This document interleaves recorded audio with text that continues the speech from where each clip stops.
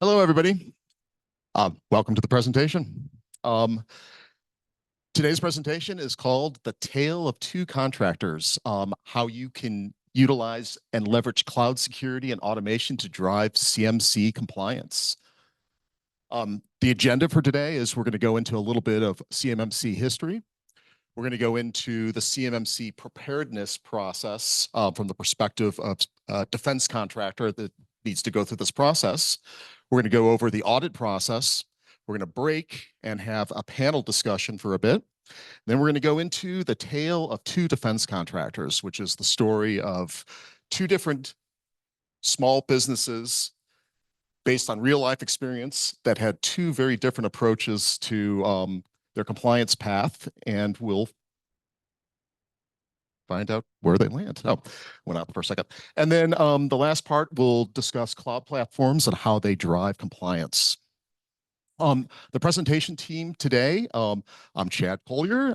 I am a 25-year veteran of security, cloud architectures, recently AI platform development, and we have Alex Neff.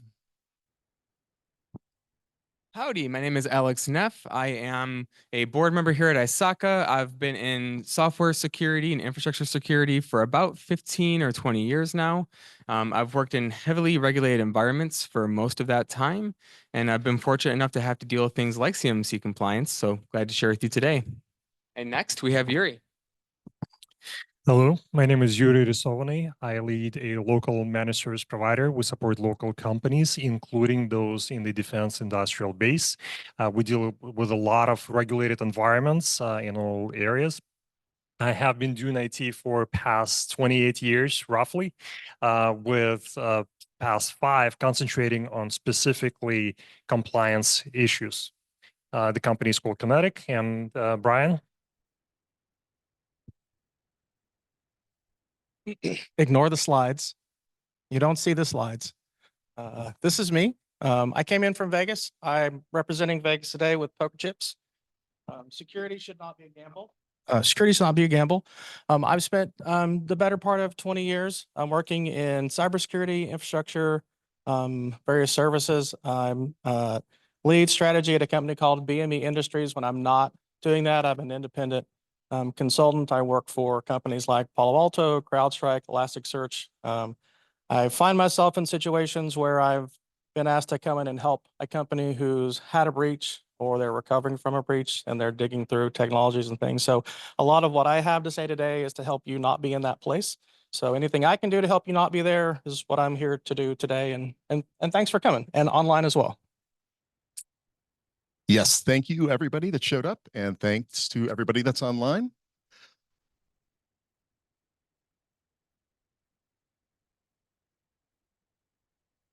Okay.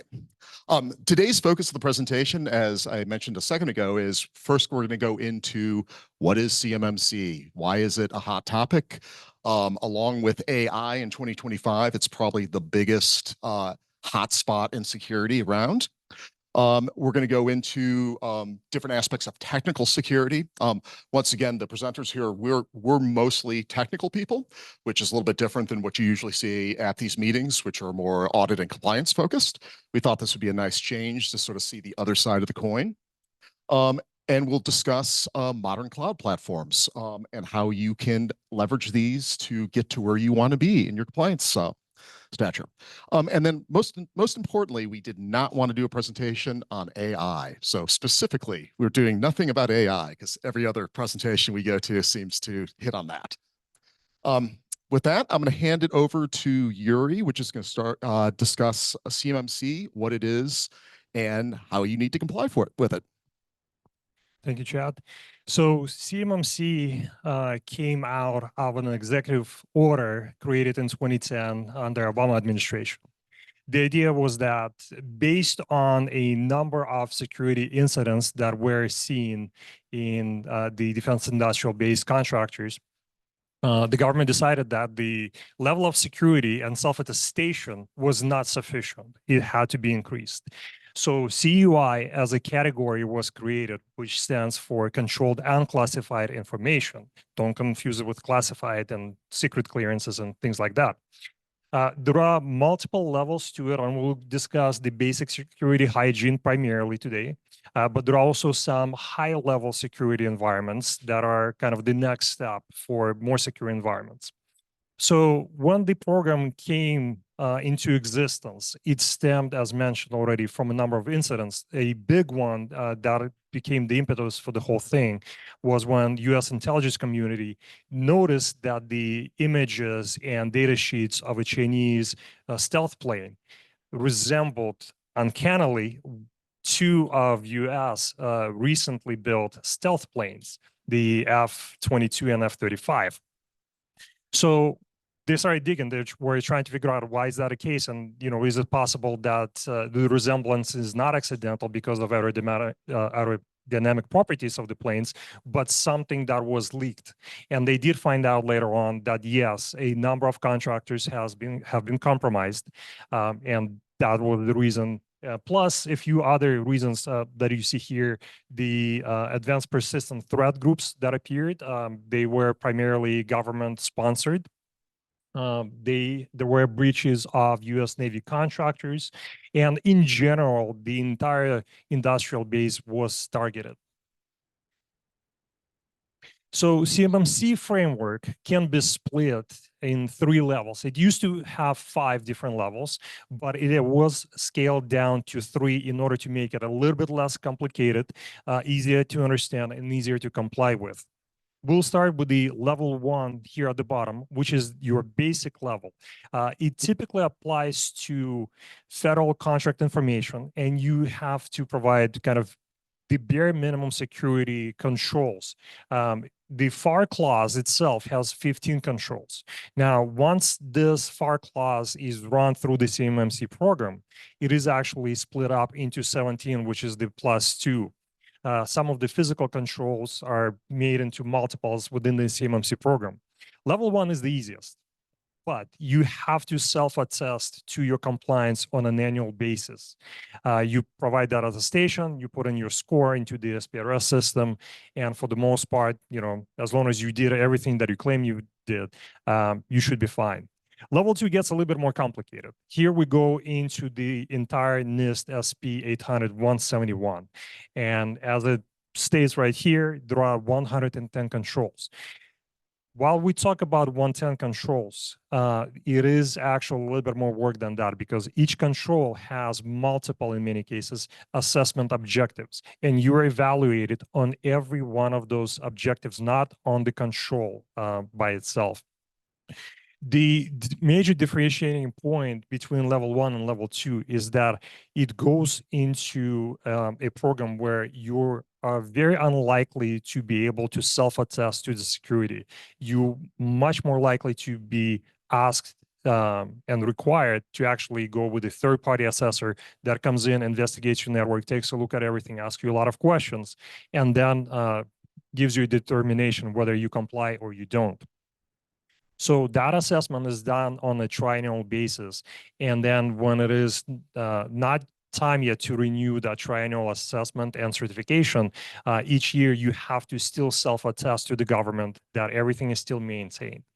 What's interesting here is that unlike level 1, you're given an option to add items, your shortcomings, things that still need to be corrected to plan of actions and milestones.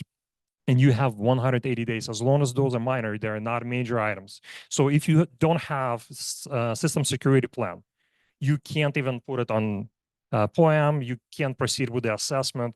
That's one of those items that is absolutely required. Level 3 is the highest security within the CMMC framework.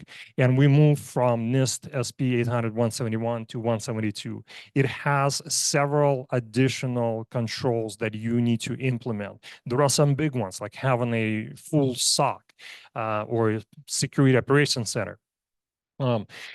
This is also assessed differently. You still have to go through level 2 attestation and assessment process. But then once you receive your certificate that you passed that level 2, DeepCalc comes in and does the gap between the level 2 and level 3. That's how they minimize the amount of work that they need to do. And again, you do get 180 days to remediate minor items. Is there a question?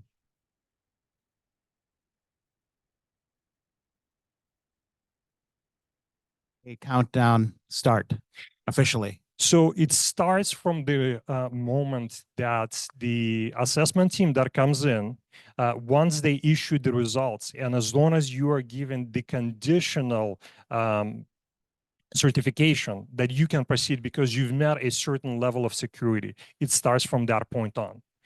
It will happen during a third phase of the assessment process, and the fourth phase of the assessment process is actually them coming back, or a different organization coming back and verifying that you have completed all of the items on the poems. Next slide, thank you. So very common question, well, how much does it cost? You know, what is the uplift? What does it look like? Level one is the easiest. You can probably use your internal resources. They will have to dedicate some time to go, you know, through the checklist, complete some tasks, collect documentation. It's likely to be about $5,000 on an annual basis, just to make sure that, you know, everything is buttoned up. As I said, there are only 17 controls. They're not too difficult generally, but you do have to attest to it on an annual basis. So over 3 years, you will probably spend, again, and that's a very kind of rough estimate, about $15,000 on compliance. It is also estimated that about 140,000 companies, organizations will be allowed to have level one, and they won't need to go to level two because they only deal with the FCI. Level two is split into two different categories. Category number one is self-assessment. That will be a smaller group where you will see CUI, but it's not a CUI or controlled unclassified information that is very sensitive. And you're allowed to still implement all of the controls, but then claim on your own to the government that, yes, we've done it, we are ready to show the evidence. And by the way, the government can come in and verify whenever they want. So keep that in mind, please. You will primarily use internal resources, probably with a blend of some outside resources, whether it is MSPs, consultants, or platforms that you will be using for compliance. Initial investment is about $40,000 for that triannual, again, self-assessment, with the annual reaffirmation at about $5,000 each for the additional 2 years, and a total of $40,000. The level two C3PAO. So C3PAO is the third-party assessment organization that comes in to assess your environment and verify that you've done everything you were supposed to do. That's the official assessor team. Because of them having to come in, it starts to get expensive. Not only do you need to spend your own money internally to get everything ready, but you also need to pay to the assessor team. They will have to come on site unless you're completely remote with no office and you're all in the cloud, which is not a bad idea. They will have to come to your office and verify things like physical security. Do you have locks on all your doors? You know, are your printers, if they're printing CUI, are they secured? Do you have logs of visitors? Things of that nature. The total cost starts to rise pretty quickly. So now we're looking at about $110,000 for 3 years, and 80,000 organizations are estimated to be within that level two group. Level three is the next step up. It gets progressively more expensive, although marginally for most small contractors. You do need to have that third-party team come in because there is more work to do. They will have to spend more time. The costs increase. You're looking at about $155,000 over 3 years. Now, the good news here is that only a very small amount of companies will need to be at level three. If you're working maybe on weapon systems or software, you know, for submarines or airplanes, perhaps you will be in the level three. Otherwise, you're likely to be in level two. Because of the complexity and kind of very rapid ramp up of the CMMC program, government understands that it's difficult to comply and find the resources. So they have created a marketplace. That marketplace is operated by the Cyber AB, or an organization that is assisting DoD with the whole program. There is a website, Cyber AB, and on the right side of that website, there is a link to CMMC Marketplace. If you click on that link, you will find all of the resources that you need in order to get assistance. On the left side, you may not be able to see it very well here on the screen, but it should be better on the slides. you can click on a different category of resource that you are looking to contact and potentially help you to go through this journey. So as of just maybe a week or two ago, we had 1,700 registered practitioners. These are the people who have gone through some basic training of the CMMC program, who understand it and can help you with the implementation tasks. Organizations that have registered practitioners form registered practitioner organizations. They will probably have multiple people at different level of skill and knowledge in CMMC ecosystem, and they will be able, as an organization, to help you go through the process. Certified professionals are slightly different. They're trained by different parts of the cyber AB. And certified professionals are people who are on track to become assessors. So they will be the ones who have even more information than registered practitioners. They're trained to find shortcomings and appropriately report them. When somebody becomes a registered professional, and there are about 800 of them right now, they're unlikely to stay at that level. They'll probably move to the next one, which is the certified assessor, because certified professionals can only assess level 1 controls, but they're allowed to work on level 2 assessments, provided that assessors or lead assessors are directing their work. Certified assessors are kind of the bigger fish. They have a lot more leeway. They do have the right to work on level 2 controls, all of them, but they're not making the final call at the end of the assessment, whether you are recommended for certification or not. That's the job of the lead assessor. And there are just a few people shy of 250. So hopefully these numbers show you that there is potentially not enough certified people who are ready to help all of those hundreds of thousands of companies. But don't forget, we have other people in the community who don't necessarily have these certifications, but are fully qualified and can help you to implement all of the controls. And last but not least, C3POs, these are the organizations that you contact to get actual certification that you are compliant and you can verify for the government that you've done everything you were supposed to do. There are 71 of them, but only 21 of them have more than 5 years experience, because they have been doing NIST 171 or 53 for many years before CMMC program even came to existence. So these are the families or domains within the CMMC and NIST 171 framework that every organization needs to implement. Each one of these families have multiple controls within them. I'm not going to go into detail of every one of them, but I do want to point out that it's pretty comprehensive. If your organization goes through this process and implements all of them, you will be much better off and much more secure than your typical contractor or typical business.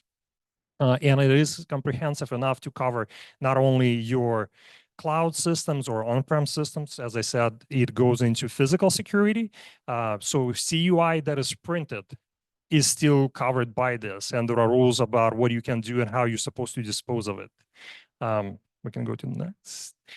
So how do you comply with CMMC? What are the big ticket items? Yes, question.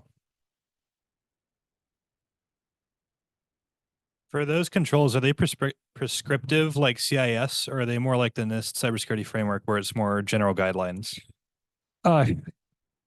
They are quite prescriptive in most cases. So to give you an example, you have a requirement in one of them to implement FIPS 140-2 encryption, and it must be validated encryption. So even if you have modules that are very similar or do the exact same thing, but they have not gone through the official validation process with the government and received the certificate, no good. On some of them, you will be given a little bit more room to operate. For example, you will need to synchronize your time on different computer systems. Now, there is no very prescriptive way to do that. You can implement NTP protocol, and then you say which is your source for that time, and that's it. But they don't tell you which specific server to use or how tight that window should be. So did I answer your question, hopefully? Yes, thank you. So complying with CMMC, the one major item that you have to have, you cannot move with the assessment or compliance without having system security plan. It will encompass a lot of the items that you prepare for certification and through your compliance program. You will have to define the scope of your network, what is protected and what is the environment that you actually trying to secure. In that environment includes CUI systems. It will include people too, because if somebody has access to CUI and they may be discussing it with somebody else in the office, you need to think about those people, and there are some controls to implement around that as well. So data, systems, and people. It also includes external services. If you are sharing CUI data externally and you're using any sort of platform, it will be within the scope. You have to apply certain controls to that, or make sure that that service provider is FedRAMP moderate certified. The system security plan will have policies, procedures, and practices. Very important. You cannot skip these. If you are claiming that you are doing something, you need to be able to show a track record of actually performing those actions. Because if you say you do it, but you only do it today during the assessment, and you can't show that it was done, a month ago, 2 months ago, you will fail the assessment. Network and CUI flow diagrams, very important, because those documents will help you define the scope and how much of your network should be protected versus what can be excluded. Generally, you want to make that network as small as possible in order to contain the costs and the effort. Now, if your goal is to certify the entire organization, by all means do that, but you'll have to do a little bit more work. And of course, you have to maintain all of the details about control implementation and those logs that I mentioned. Additional documents that you will need. So evidence for each control implementation. If you claim that, for example, you have assigned unique accounts to every employee in the company, you may be asked, well, show us that every employee has an account and show us all of your accounts. And if you have something that says computer one or user one, they will ask, well, is that a generic account? Why doesn't it have a name? Are multiple people signing in? Can you show us and prove that it's a unique account? Generally, they need to be identifiable to a specific person. And of course, you will have to show all of those logs of controls, system activity, user activity, third-party activity too. If you're sharing data externally with anybody, you need to be able to show and prove that, yes, those external parties are also using unique accounts. Here's their kind of track record of what they've done, uploaded documents, downloaded timeframes, all of those items. Supporting documents that can be screenshots, policies, logs, and then you have your POAMs. The plan of actions and milestones, again, that's the document where you collect anything that still needs remediation. You will probably have living POAM document even outside of the initial assessment, because the first year you're compliant, you got assessed, you got your certificate, great. But things change, network changes. So now you need to add something to the POAM and say, hey, yes, we were compliant last year. We had added a new system.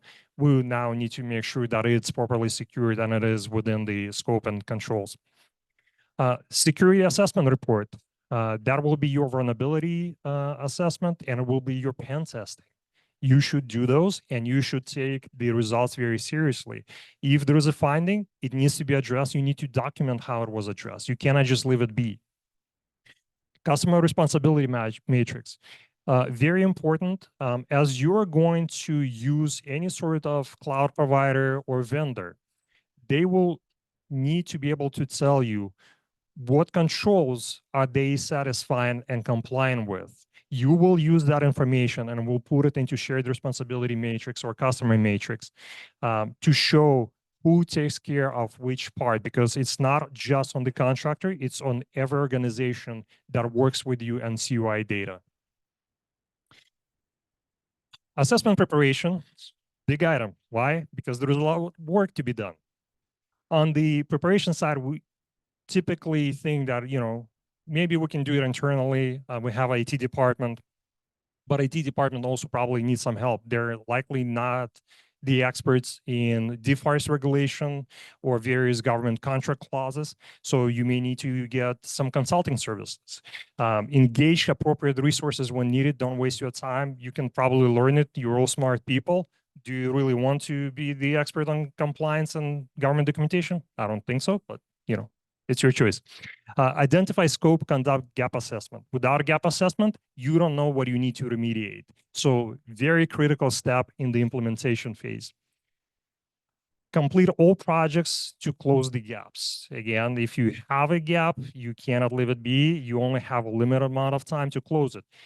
As you are preparing for an assessment, you want to go into it with as much done as possible. The smaller the number, the better you are off. There is a threshold. If you are below 80% on the assessment as far as completion of 110 controls and all of the assessment objectives, you will not be recommended for certification. You will fail it and you will have to go through that process again. It's pretty expensive. So think about all of those gaps ahead of time. Prepare your SSP, diagrams, policies, put a nice package together, make it easy to present to the assessment team. You will need to prepare some organizational information. So when I say that you need to have legal entity information, you want to get all of your CAGE codes, SPRS number if you have it. You will need to, if it's a large organization, you may want to contain the assessment to a particular unit or team. So you will need to provide the definition of the team to the assessor, because then they will be able to look on a much smaller kind of footprint of your CUI systems and program. You will need to define the organizational unit to be assessed, appoint a POC for the whole process. There need to be typically 2 people, sometimes it can be 1 person, but you need to have somebody at high level who is authorized to make decisions about your CMMC program and who will be signing contract with C3PAO for the assessment and generally have that authority. At the same time, you may need another person who will be dealing with any sort of questions, follow-ups on day-to-day basis with the team. Identify, contact, and contract C3PAO. When you're ready to proceed with the assessment, there are phases to it. First, you will contact, they will tell you, well, it's going to cost roughly this much. This is the timeline we're looking at. And by the way, today, most reputable companies that do assessments, they have a waiting list that is months out. So if you think you're getting close to ready, contact them now, get on the waiting list, and tell them when you would like to go through the official assessment. C3PO will meet with you. They will tell you how the process goes, how long it's likely to take, and generally will guide you through the entire process. Assessment preparation challenges. Besides the cost, which is probably one of the most critical items for a lot of small companies, we're talking about things like upstream or prime contractors who don't always mark CUI information. We've seen that happen in the field. You get a contract that says that you will be receiving CUI, you get a bunch of documents because you're being asked to make certain parts in a machine shop. They're not marked as CUI. You have to go back to your contracting officer and say, hey, this looks like CUI. Can you please mark it appropriately? Because we kind of define our network and we need to make sure that we control the information appropriately. CUI is not always given to you. You may be asked to generate it, and it will, again, not be stated explicitly. If the government tells you that they want you to develop a missile, you will be creating this UI in your design. It will be a 3D model. It could be documentation, specification. CUI can even be a physical object as long as it represents some unique knowledge that needs to be protected. CUI boundary in the assessment scope, that one trips up a lot of companies. You have to create a diagram. Who is receiving CUI from the contractor or prime or your top tier contractor? Who gets it next? Does it go to QA after something is manufactured, or if it's a software product? And who's the last person to touch it? You need to map it out very, very diligently, and then that will make the baseline for your assessment scope. If you make a mistake on the scope, an assessor points out to it, it's likely to create some problems. In the best case, it will be just a delay. In the worst case, you will fail the assessment. External vendors and services, they get regulated slightly differently. So you may be under, let's say, CMMC level 2, but now you're using a cloud service provider. They need to be FedRAMP moderate. You also may be under ITAR, for example. You need to understand how all of those different frameworks and clauses apply to each other and what is common between them. Last but not least, AI. We promise not to talk too much about it today, and I won't talk much, but please be careful if you use any AI systems. Don't let them even close to your CUI unless that AI system was specifically designed to be work with CUI and pass the assessment. As you probably all know, a lot of the popular AI systems, they don't contain that information just when you're working with it. It's not restricted. They will use it to train the models, and that would be considered a violation if any company use your CUI data for training of the model. So be very careful with it. Implementation challenges. High costs, mentioned multiple times, trying to stress that one. Understanding the depth of the requirements. As you go through NIST 171 by itself, you will see that it is slightly different in terms of assessment objectives from the CMMC version. There are minor variations, but they are important and you need to pay attention to them. Insufficient documentation, time, and resources allocation. If you are not putting enough people and resources to get your CMMC done, you will probably blow the deadline. And if you don't comply by the time that you could potentially get the contract award, you're not getting that contract. Even if you've been pre-qualified, you still need to comply before you get the actual contract. Lack of executive support is an issue that we've seen in the field as well. The company wants to be compliant. They want to take on the contract. They tell the office manager, hey, go figure it out, make it happen. Well, that person does not authorize the budget. They can't direct, multiple departments to assist with the program. So unless you have a high-level executive who is the whole process, you will either blow the deadline or you will not even get there at the end. Working without qualified resources and assistance. There are some people in this room who can help you go through this process. There is also Cyber AB Marketplace. Use those resources. They're there for a reason. Government is trying to help everybody to be successful. They want you to be secure. Lack of clarity or proper markings from the upstream vendors. Again, if it looks like CUI, go back and ask them. If you are creating a document and you believe it's sensitive enough and needs to be protected, it's your job to mark it as CUI, and there is a whole rule book on how to do it correctly. It has to be in the banner. Some things need to be alphabetized. You may need to put certain additional information, for example, that no foreign nationals can touch that type of a CUI. So study that guidebook and apply the markings correctly. And of course, understanding of various regulatory overlaps.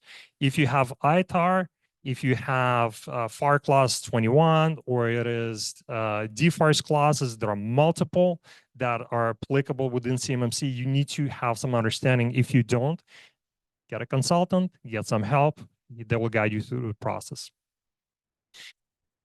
Once you get to that point when you are ready to go through the assessment, you already contact C3PAO, you talk to them, they know your organization generally, but now it's the go time to start the process. Step number one, they will receive your request. They will prepare some documentation and templates. They will want you to fill out. They will ask you for your evidence, but they will not be looking at that evidence just yet. They just need to make sure that you have it in the first place. It doesn't make any sense to engage and proceed through the whole process if you have some major gaps in your evidence back. Once they sign off and they determine that you are ready to actually go through the assessment process, they will initiate it. They will start setting up things like interviews with you. They may ask you to display and show how some of the controls work. It's going to be an intense process. They will ask multiple people within your organization how something works.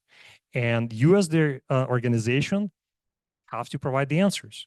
They may do those interviews anonymously. So the data that they get back, you may not know who said that. Well, we're really supposed to use our own accounts, but in reality, we're all signing in as the same person.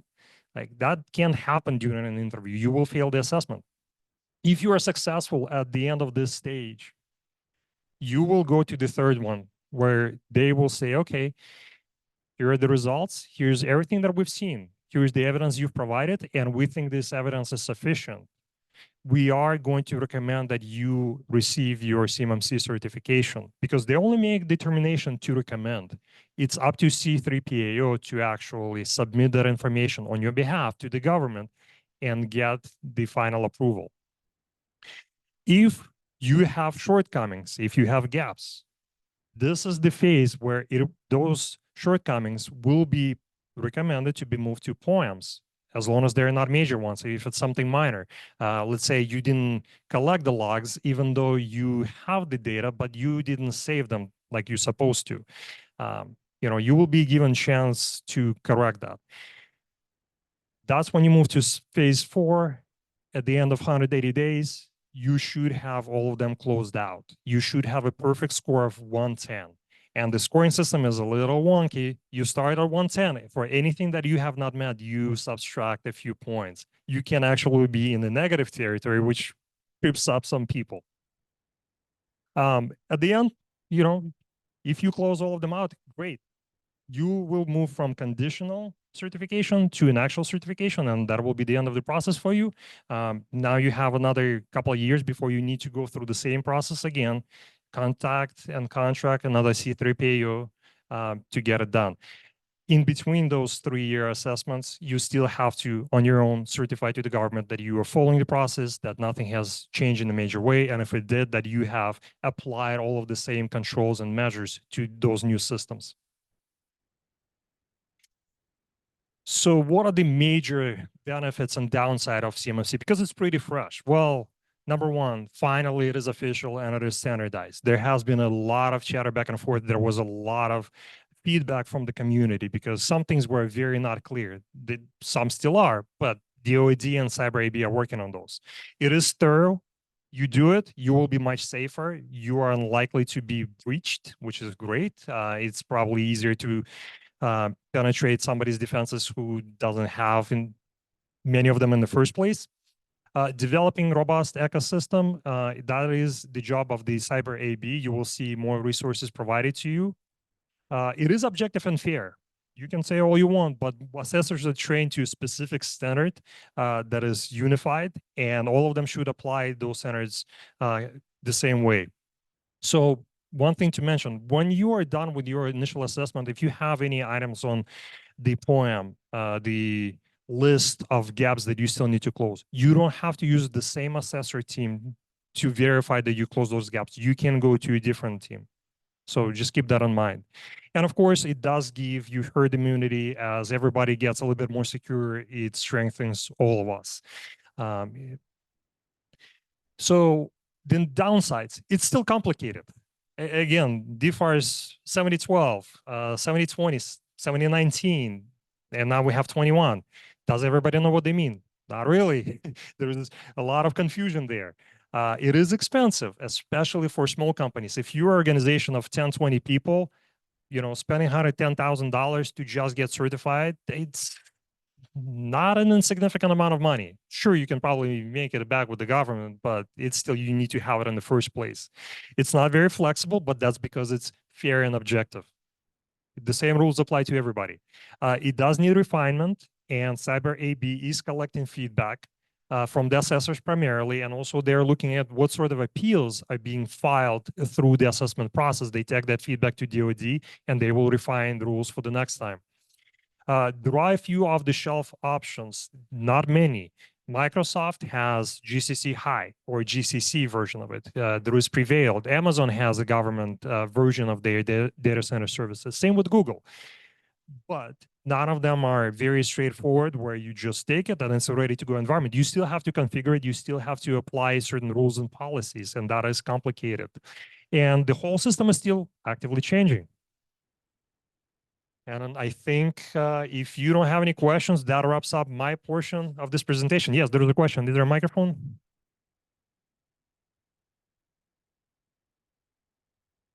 Sure. I wasn't sure when you're going to talk about what is CUI and what's not, if maybe that's coming further in the presentation. But one of the questions I had earlier on the slide, you talked about monitoring system user activity or recording system user activity and system and user. So is that considered CUI there? Because if it is, then you have to make sure it's recorded in a you're doing it in the cloud, it'd have to go to GCC High, for example, versus it could maybe go to commercial. So that's where I was kind of wondering if you could cover those gray areas. I can try and let's see if I understood your question correctly. So you're asking what constitutes CUI, and then if user activity is also considered CUI, is that correct? Correct, because then one of the requirements you said that you have to record system and user Yes. activity. So yeah. So I'll answer the second one first. The user activity is not CUI. It's pretty blank statement. User activity is user activity. It needs to be tracked. It needs to be logged. Users need to be unique. They need to authenticate. But CUI is the information, whether it is in the form of digital media such as PDF files, JPEG files, or 3D models for SolidWorks, that can be CUI. Now, as I mentioned, CUI can also be printed documents. So, pages that need to be locked in a filing cabinet, or it can be a physical object as long as it represents a unique knowledge that needs to be protected.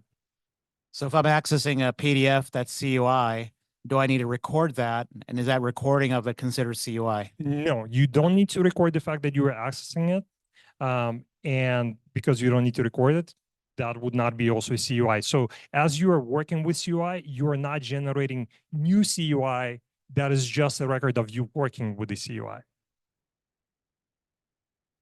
All right. Well, I don't think there are any other questions. Alex? Chad?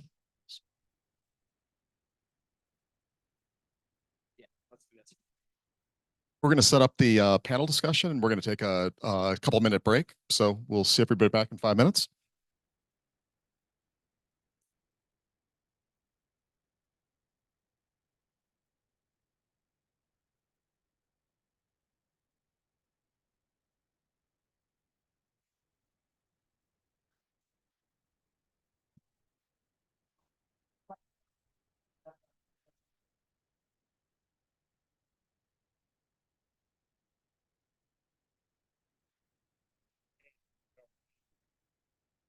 Know that there was a lot of money to be made, but we're told that in order to do so, we have to do with this thing called default clause 7012. We don't know anything about it, and we look into it and find out.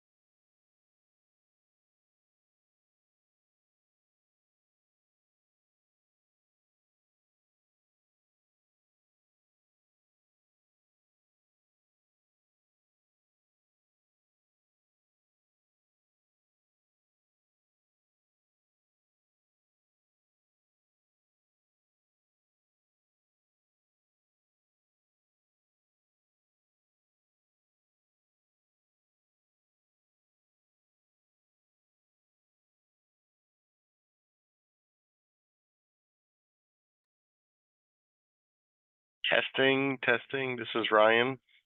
Can anyone hear me?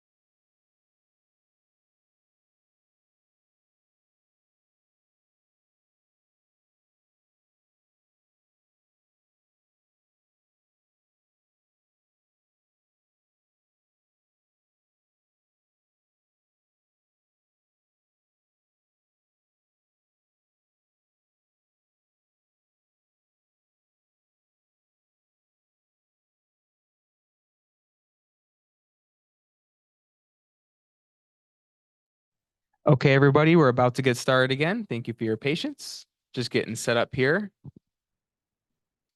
So Chad, if you can put Ryan up on the screen. So go back to the meeting. And now you can click on him and focus him. That didn't work. And now we're gonna have the great talking head behind us. That's good. We're gonna have the Wizard of Oz behind us. It's gonna be great. Put me on the big screen. Nice. What's up, Brian? Hey, how's everyone doing? Good? You're a little bit quiet. Once You're- people stop talking, we'll hear you. You're the Wizard of Okay. Oz, man. Yes. It was pretty close because we had tornado sirens going off in Owatonna where I live, so there's a decent chance that I was going to be sucked up in a tornado. You're literally the Wizard of Oz then. Yep. Okay, we are doing our best with the audio, guys. It has to come out of the laptop speakers, so if you can try to be as quiet as humanly possible. We have what we have. We're doing what we can. So thanks for your patience. On people online, you guys are good. You should be able to hear all of us, hopefully, and you can see the nested Wizard of Oz in the background. With that, Hello, everybody. Welcome back. This is the portion of the presentation where we're going to do a 20-30-minute panel discussion. We put together a set of questions. The empty seat here represents Ryan in the back, and we've got Alex and Yuri as part of the panel. And the first question here is, what is the big challenge of controlling CUI using solutions like DLP or DSPM? Well, the first one I'm gonna say, and it's not DLP specific, is the fact that if you don't know that it's UI, it's not marked, how's it gonna find it? It won't be able to classify it sometimes. So that's going to be a challenge, and it goes back to the slides where you need to know what you need to protect. It is your job, literally. And if it's not marked appropriately when it comes from the prime contractor or upstream contractor, you need to mark it and then let the system do its job on the technical side of it. yeah, and that's the big challenge. Is ultimately you have to know what data you have. You have to know who owns that data. You have to know where that data is in your infrastructure. And that is a massive challenge, especially today when you can start generating massive data sets immediately. You have automated agents. I don't want to talk AI, that doesn't exist in our talk here. But these things all over the place are just generating data everywhere. So you have to be very systematic with how you manage that data. And you have to make sure that you build process around the way that data is generated. Everybody generates data, so it takes a village. Everybody in your organization needs to be part of this, especially if they're touching CUI. Yeah, I would agree. That's with all the clients that I'm working with through CMMC stuff. The biggest challenge that we have, no matter what, is knowing where the CUI is, how it comes in, where it goes, and it's everybody's, not IT's issue. I run into a lot of engineers, a lot of marketing, and a lot of salespeople who, as much as we say don't do it, I have prime contractors sending them emails with CUI in it. So they need to be the first line of defense as well as then report all that stuff. But biggest challenge is identifying where it is, how it comes in. Excellent. Let's move on to the next question. Since we are topically talking about SMBs in this presentation, how can small and medium-sized businesses balance the cost of compliance and operational costs? I can try to take that one. So I started my career in small business consulting. And if there's one thing that's clear, it's that small businesses hate spending money on anything technical. And it ultimately comes down to risk. As a small business, you're more likely to take on more risk than a large organization. And you have to understand the risk to your organization of not meeting compliance. And ultimately, if the cost of non-compliance is going to be cheaper than the cost of being non-compliant, then you have to decide what makes sense as a business. If you're trying to play in the CMMC world, you have to comply, and it costs money to do so, and it's the price of entry. So if you want to be there, you have to put that time, that investment in, and ideally you keep your environment and your boundary of where you need to keep things hardened as small as possible, because that's one way of reducing cost, but you still have to play the game. I would like to add a few items. I do truly believe that one of the best ways to prepare yourself for compliance is to start with small steps. Make the right decision along the way when you're implementing something with kind of aim of eventually becoming compliant. If your organization is small right now, but it's growing, start planting those seeds to become compliant down the road. It will be a lot easier and a lot less expensive than trying to redo everything that you've created once you're a larger organization. I see a lot of businesses who don't want to invest into IT and security until they're ready to take on a contract, only to find out that, well, all that money that we've spent to do it in the wrong way, now it has to go out of the window and we have to spend even more to do it right. Had they done the right steps initially, they would only need to add incremental pieces on top of what they already have in order to become compliant. And as Alex pointed out, you absolutely do, as a small business, evaluate, is it worth it? So to give you some perspective, we are talking about, let's say, $100,000 for a small contractor to become compliant. If you are not compliant and you claim that you are, but then you get either assessed or the government comes in to verify, or you get breached and exposes that you were not compliant in the first place, you're subject to some significant penalties. And you will lose your contract. That's the least thing that will happen to you. You will also probably be a subject of a lawsuit by the government for false claims. Those run into millions easily. Don't mess with it. It's cheaper to comply. And yes, it costs a little bit of money, but it's worth it.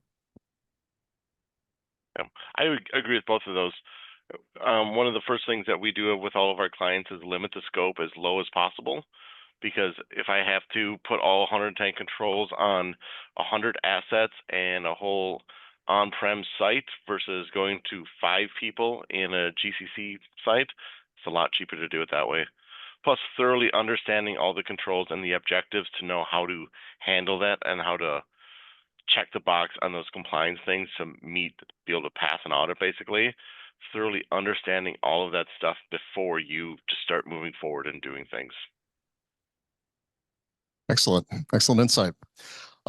Next question is, how does a small business that has no security infrastructure or just a fledgling security infrastructure scale to meet the demands of CMMC? Very common problem. Money. And find an expert.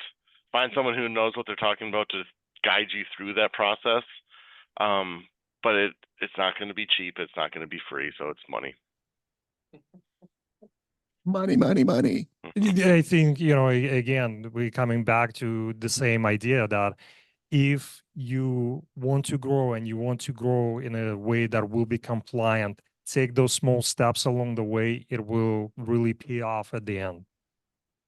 And kind of building on that, like that's where you can save money, right? Because you can spend little increments over time, or you can dump a whole bunch at once. And if you do it fast, it's more expensive. And if you do it over time, make it systemic, then you're building less debt, and that lift to get to where you need to get to will be much less. And look for opportunities in the market. I have a client that's an engineering firm, and they're going to be CMMC compliant, and they weren't making enough money to really justify it. So they're pivoting, and they're going to build the enclave out, then offer those services to other engineering firms and charge them. So they are helping, they're developing a process that's going to become compliant, but at the same time help other engineering firms and make money off of that. That's a brilliant solution to pay for your own compliance. Yep. Charge everybody else for it too. Smart move. Comes back to money, money, money. Planning. Yep. The next one is a good one because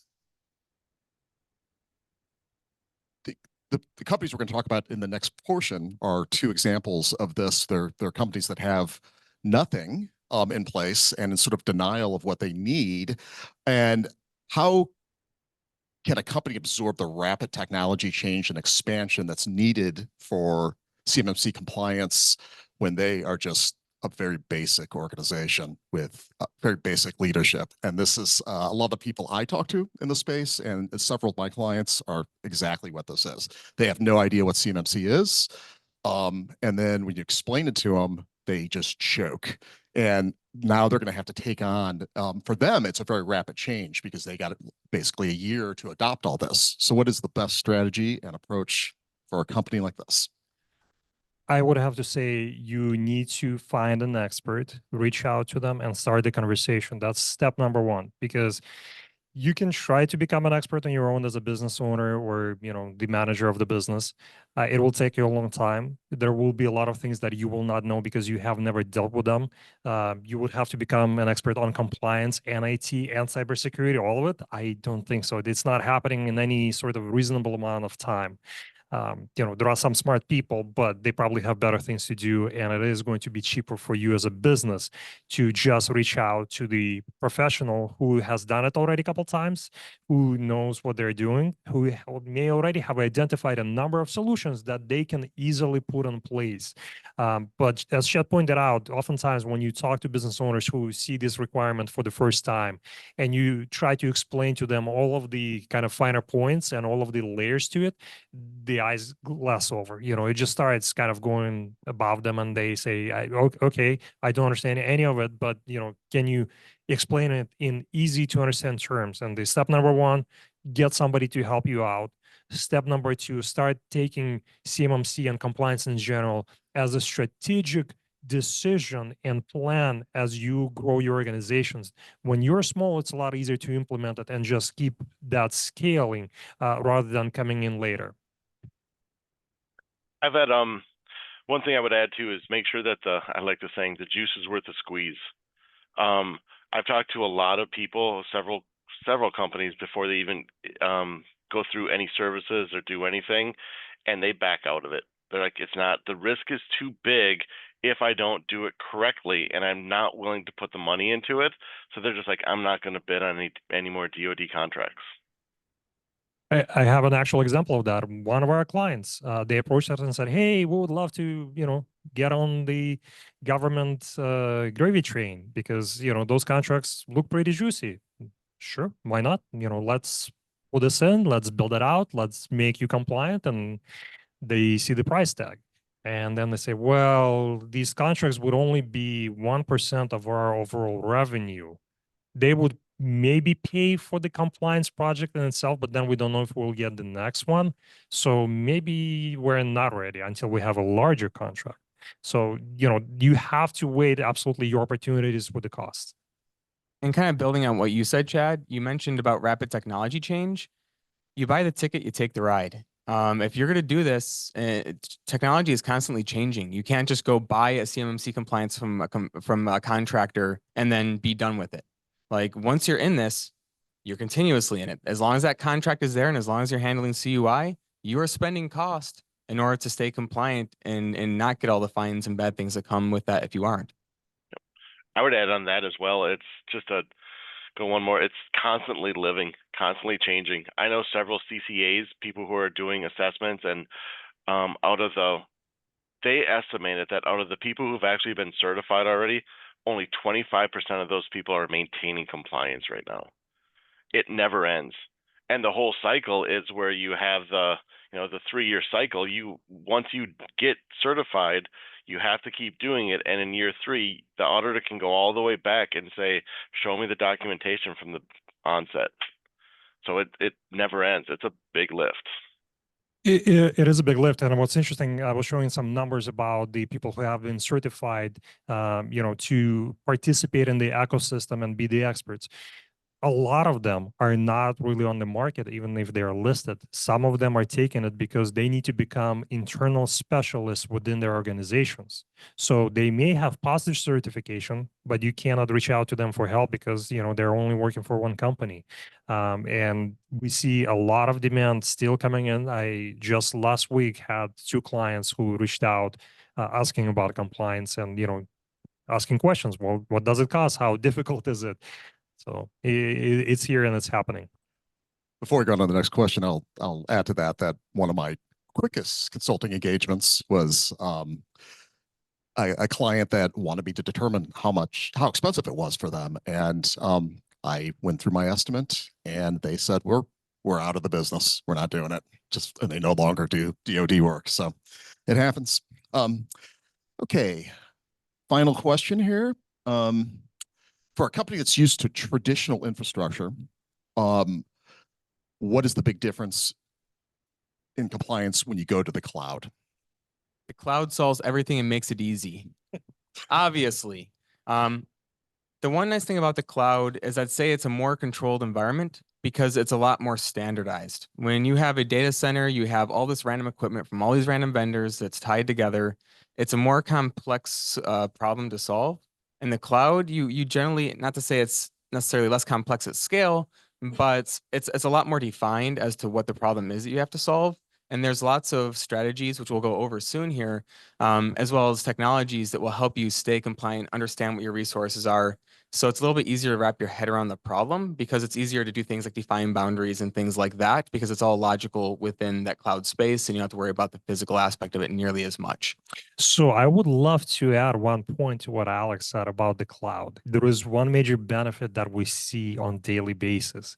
When you're working with the cloud, that cloud is not your responsibility as far as maintaining, the actual Azure infrastructure that runs and provides you with the services. That's on Microsoft.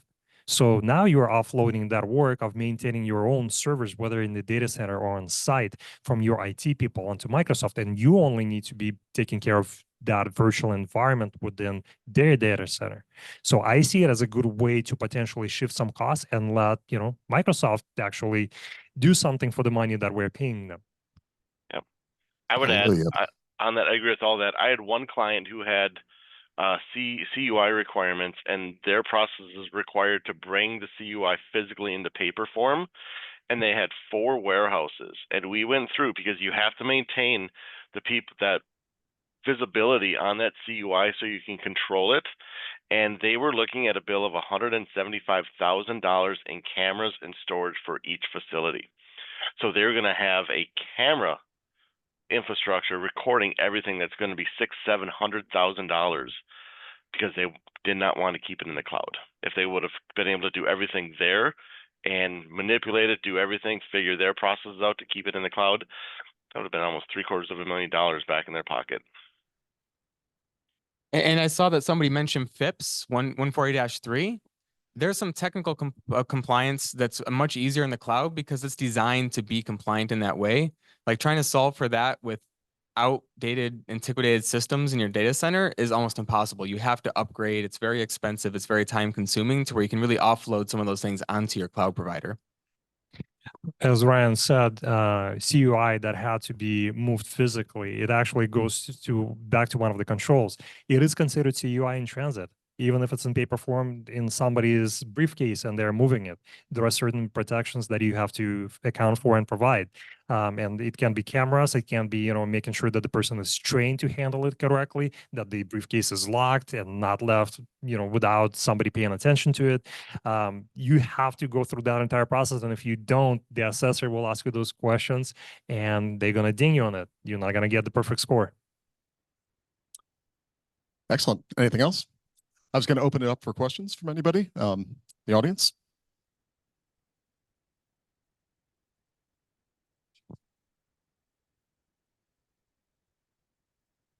Is it on? Okay. So environments where you have users that are handling both CUI and non-CUI data, when do you have to create a separate enclave, all the way from their laptop all the way to the cloud, or to the, through the internet to the cloud, or wherever you're processing CUI data? So, the question is, sometimes they have the swivel desk, right? They have to maybe use a different laptop, a different network connection. Sure.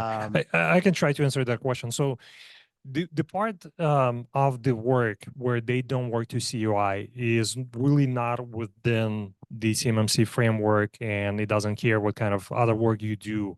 It does care about the time that you work with the CUI, whether it is on your computer that is a workstation, laptop that you may be taking home, and so on. So you can definitely create an enclave where you only handle CUI and you don't do any other work. That will be a cleaner setup for a lot of organizations. It's not always possible because we see somebody who is receiving CUI, but they, that's just one of the contracts that they're working on. Then they have 100 other contracts. So what happens is the controls that are applied to the CUI systems effectively get applied to many other contracts, depending on how it was scoped, how it was set up.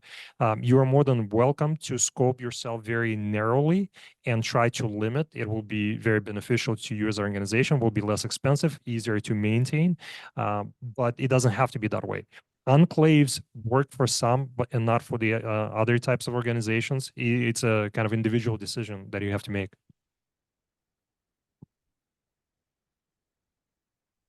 Any other questions?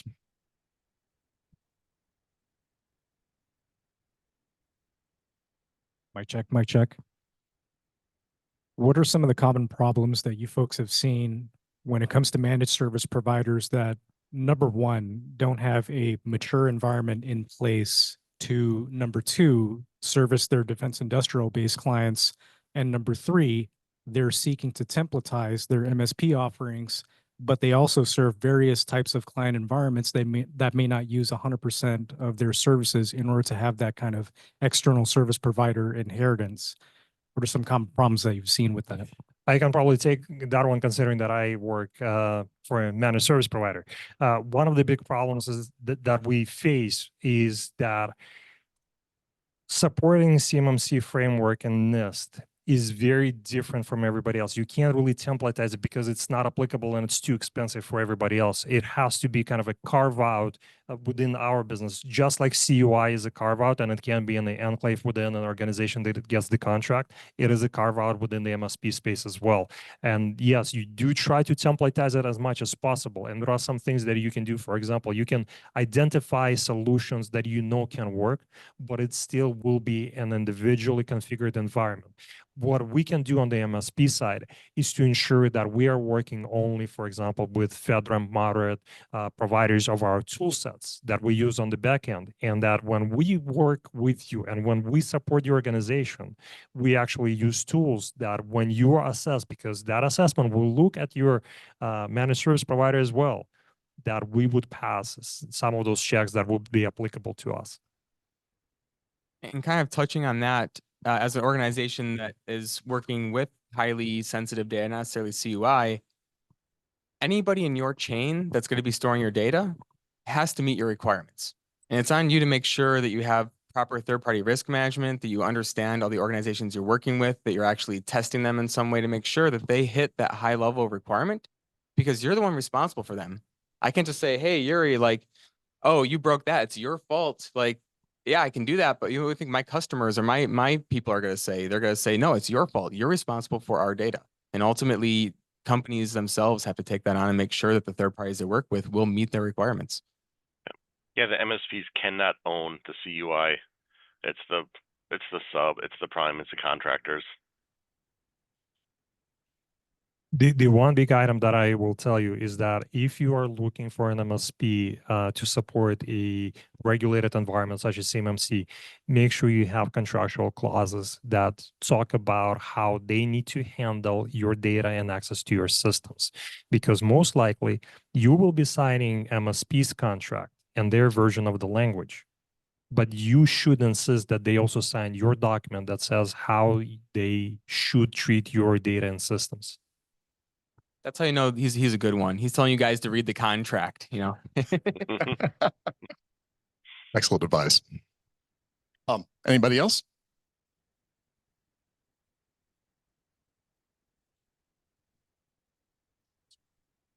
You talked about having an expert and talking with them for either standing up a program.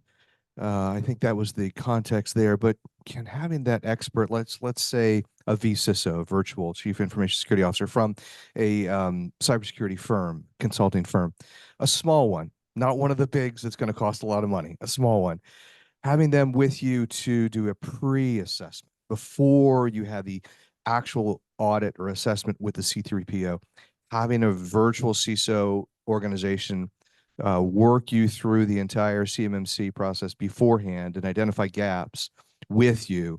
Would that be helpful as well? Yeah, absolutely. Yeah, and it is a common strategy that we see because you can hire C3PAO, but again, they're going to charge C3PAO prices. You can find really good resources, and whether it is vCISO, just a one-off consultant, or a small cybersecurity firm, and as long as they have appropriate skills or knowledge, and you can ask, for their reference referrals and so on. Yes, they can help you out. They can save you a lot of money, a lot of effort. Doing a gap assessment, I think, is absolutely critical. You definitely should not try to go into assessment thinking that, okay, you put in all this work and you think you're compliant, so let's just go for it. No, you do the gap assessment, you do a mock assessment if needed, and then see how does that come up? What are the findings? Some of them can actually become a real roadblock that until you resolve it, you cannot go with the official assessment. If it is a 3 or 5 pointer on the CMMC kind of scale of controls that you then calculate and supply to SPRS, those will prevent you from doing the actual assessment or will fail you on the assessment. So do that, VCISO assessment beforehand. And not to say anything, but that's exactly what I do. I'm a VC, so who does CMMC stuff? And what we do, one extra thing that I do is when I start working with someone is I help define the scope, because I find a lot of people, they do not properly scope what's going to be assessed. Like it's been mentioned, they have information. I had one client who's dumping it out into a cloud version of Epicor. That wasn't FedRAMP. They had no idea what it was, what was going on. And so through the VCISO stuff and the remediation, we work through it with the client. And then at the end or beginning, depending on how the client wants to do it, we'll do a gap assessment on the defined scope. So if you don't mind, I'm going to make one addition here. Talking specifically about working with C3 PAOs, they have to abide by a professional code of conduct that has very specific terms. As an assessor team, they cannot provide you with gap analysis or implementation services consulting and then do your assessment. When they do your assessment, they will not tell you how to fix the problems that they find. They're prohibited from doing that by the agreement that all of them sign with the government. They will tell you what's wrong, and it will be up to you to go and find the right person to ask those questions. And here we again go back to engaging consultant, VCISO, or somebody else. You need to pay attention to that, because I think a lot of companies think, well, we're going to do the assessment, we're going to get the results, and if we fail, we will at least know how to fix it. Not the case. You will know what to fix, not how to fix. And I'd like to add to that you can't think about this as you're going to go buy yourself a CMMC. Like, you have to have a comprehensive security plan. You have to have some kind of strategy in place, regardless of CMMC. And hopefully a CMMC is you growing into a greater level. It's not just like, oh, well, we don't have any security, let's go get ourselves CMMC. You have to have some idea of what your security program is, and having security consultants or third parties, VCISOs help you with that is a great idea if you don't have those internal resources to do so. Excellent question. Anybody else?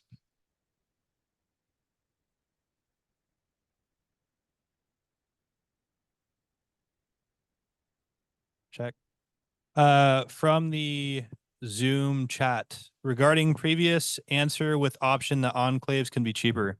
This is to clarify that another option to reduce costs might be that contracts not with CUI might also be covered by CUI controls if cheaper to harden, etc. devices working on CUI and non-CUI than setting up separate processes?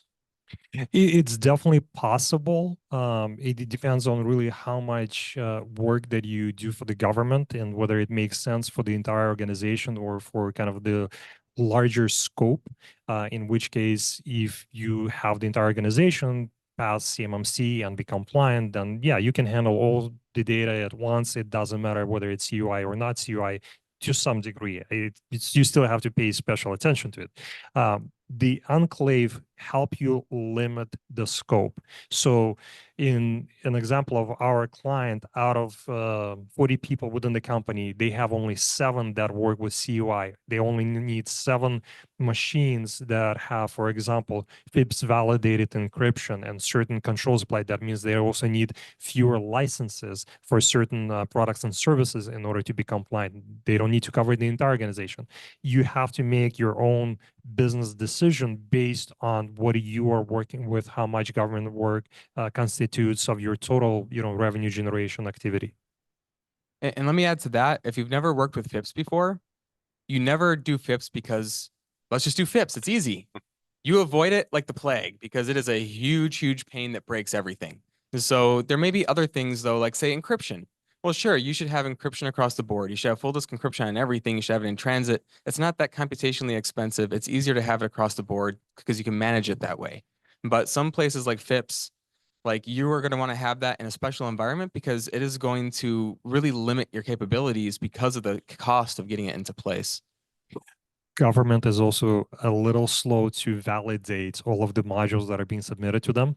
So you can have a modern version of Windows, and there's a little bit of a conundrum here because government wants you to be on the latest supported version of the product. That latest version has not gone through the validation of the FIPS modules that are in it.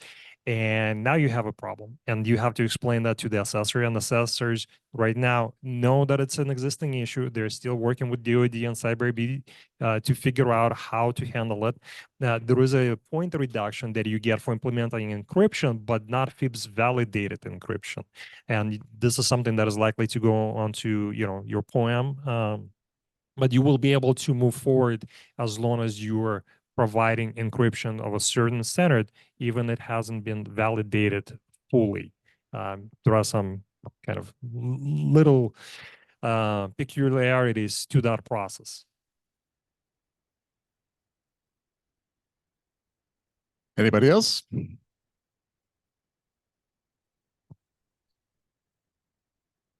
Is there a metric that you folks recommend for determining whether an organization seeking certification should go all in terms of scoping an enterprise network out of their environment versus an enclave?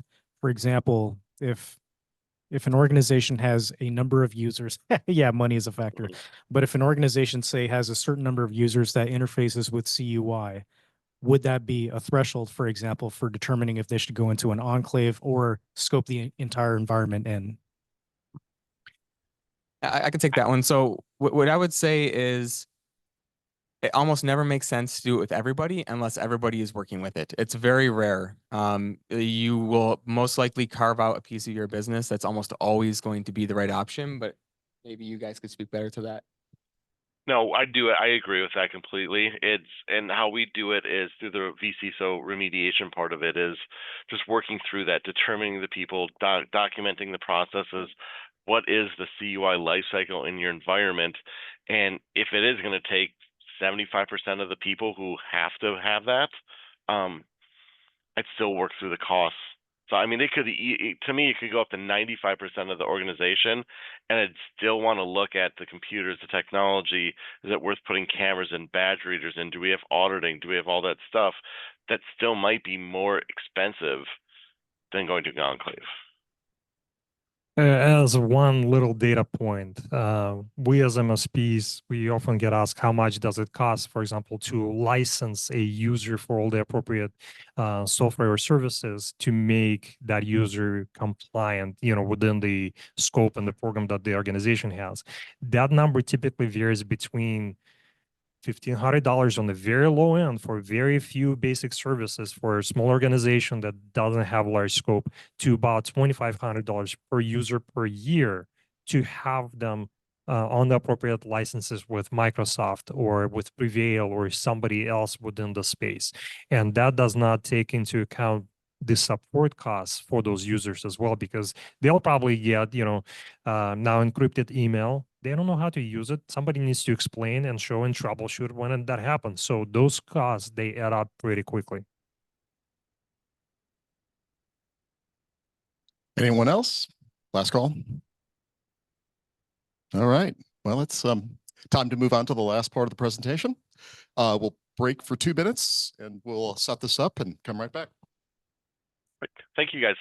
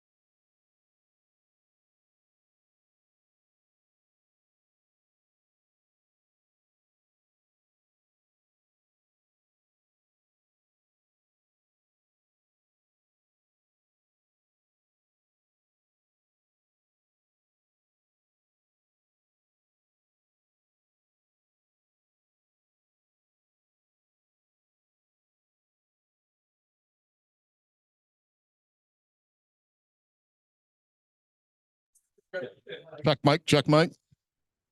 Is everybody ready? I guess the conversation's good.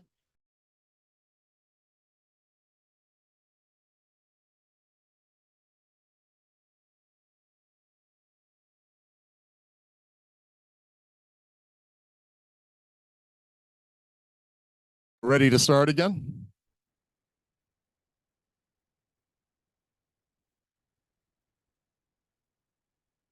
Actually, you know what I did? That just makes works better with my flow. Okay, welcome back, everybody. And this is the second half of the presentation. And this is the introduction to the Tale of Two Contractors. First of all, just to set some context for who these are, once again, as mentioned before, they are SMB defense contractors, which really represent the vast majority of the defense industrial base. The two contractors we'll discuss here took drastically different approaches. Both of these come out of real life examples in my own professional career, working with, probably worked with 10 odd companies in CMMC over the last year. And we'll go over the struggle to implement these expensive security programs, to understand the compliance, and to understand what programs they have to put in place. With that, as mentioned before, there's a focus on cloud platforms, which immediately, when I brought up this topic, created a bunch of controversy with people saying, why do you want a cloud platform? Why is that better than something else? The reason we focus on cloud platforms is because it comes out of our experience.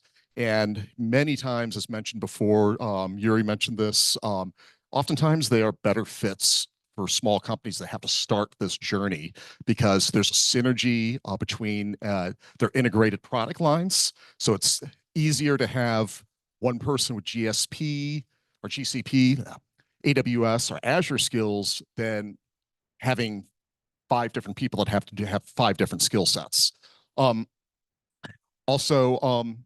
This ties to the end-to-end platform approaches we've seen in security. Everything seems to be consolidating around these cloud platforms. And if you're an independent vendor now, you're sort of stuck out in the weeds, which you see this over and over and over again, which is the strategy of the cloud platforms. I mean, that's what they want to do. They want to squash all the independence and gobble everything up for themselves. So they introduced the two companies. First of all, aptly named Sloppy Security Incorporated. And this is a company that failed at its approach. And why did it fail? Because Yuri mentioned this, and I think Alex mentioned this, is security was just not accounted for in the way that they bid contracts. A lot of these companies are small, very small, $5 million, $10 million, and they compete on price versus a company like Lockheed Martin, which loves to bid 40% markups because they have to adjust for CMMC costs.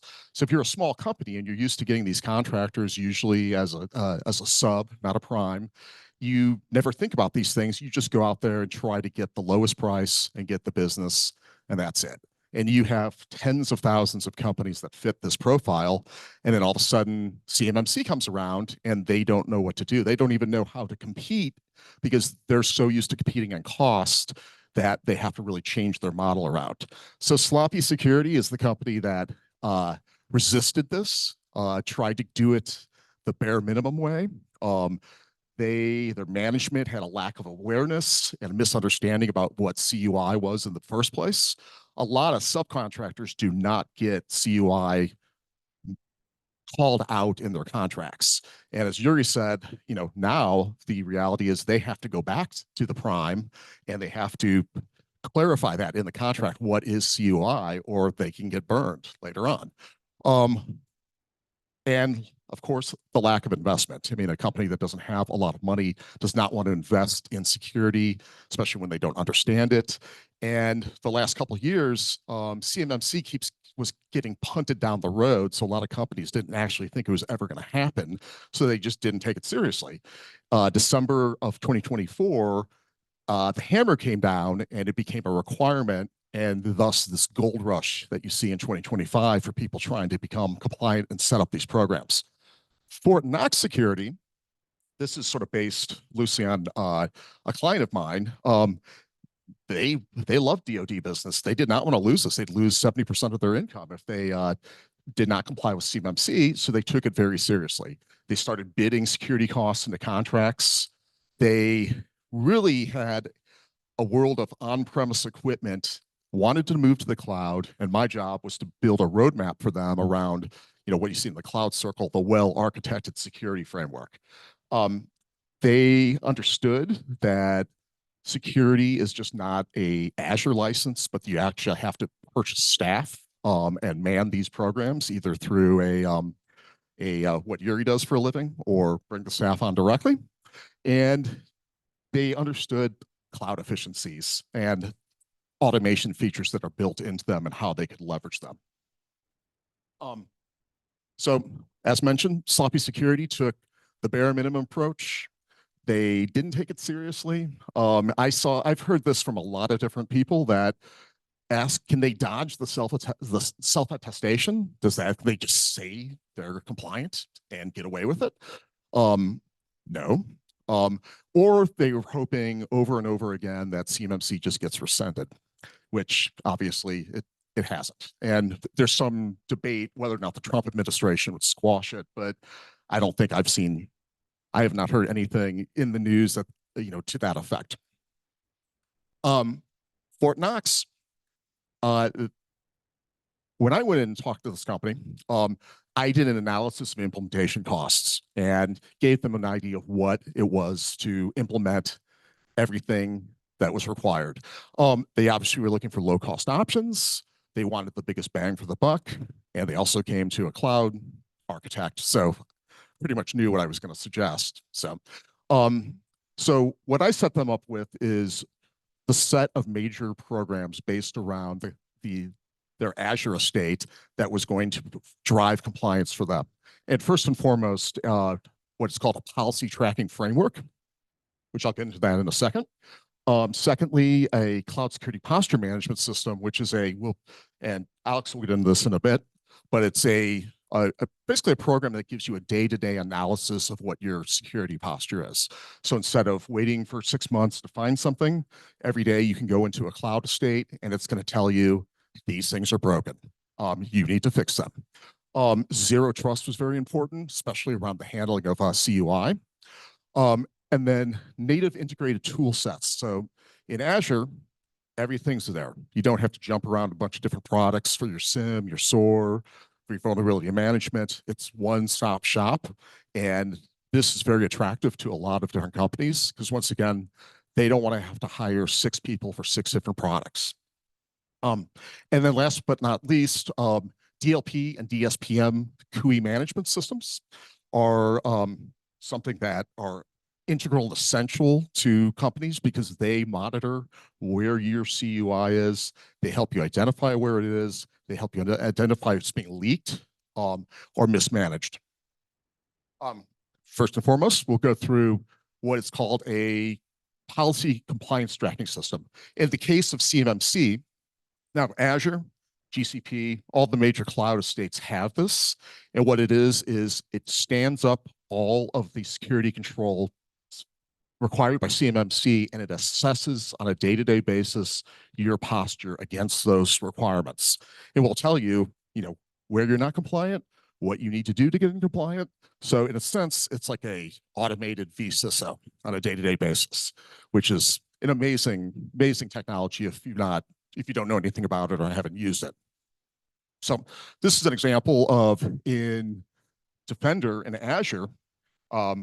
This is an applied 800.171 compliance tracking framework. As you can see, we'll get into this a little bit more.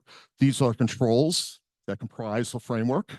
And this gives you an idea, once again, in real time, what your posture is. You can also see you can do different control frameworks here. You can do 853, you can do CSPM Azure, you can do the Microsoft benchmark, or there's literally 200 of them in there. So whatever compliance you're trying to achieve, there usually will be a framework for you to use. Once again, this is an example of what it looks like in Azure. These are all the control sets, and you can dig into these into an individual control here. So this will tell you this is not in compliance. It's a severity high marking that you need to take care of. Give you a description of what it is. And it also give you what the remediation steps are.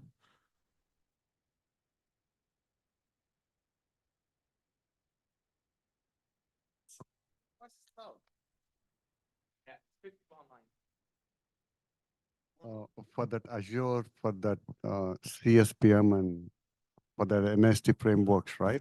You go Can back you speak a little louder? If you go back 2 slides for that, for getting that CSPM, no, next slide. Yeah. Yeah, for Azure CSPM and NST frameworks, what kind of licensing do you need? Is it E5, E3 or?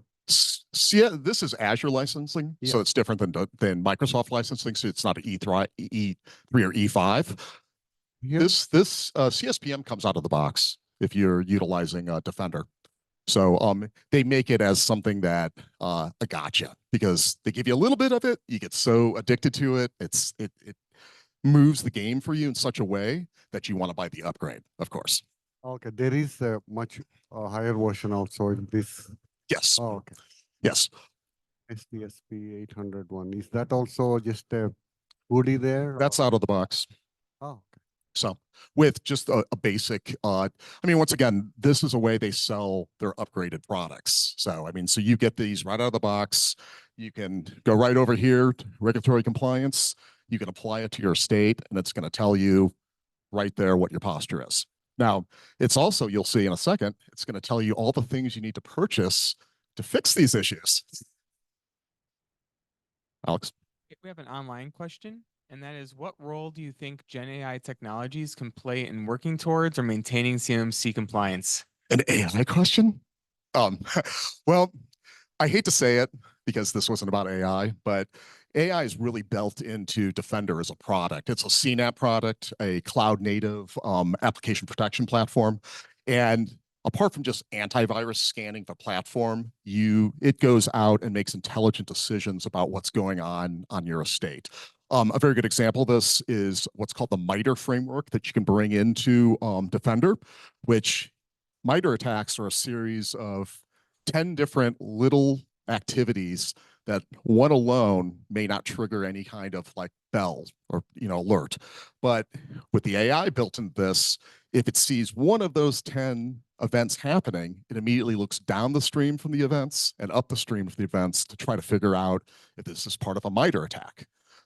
So once again, AI is changing this rapidly. I didn't want to talk about it, but here we are. Any other questions? And by the way, Alex is going to get into CSPM in a bit, so more of a deep dive. So once again, as you find a control that you need to remediate, it's going to tell you. It's going to tell you what you need to do right here to remediate these steps. And even if you allow it, you can do auto remediations. A lot of people with change management programs, that's sort of a violation of CMMC in itself. But if you want to do that, you can have this framework just come in and just take care of it for you. You just push a button and it'll take care of it for you right there. One other thing about this is people get this, I get this question all the time. These are all technical controls, and CMMC is a combination of technical controls, but also compliance controls, but also manual processes that you use to support a program.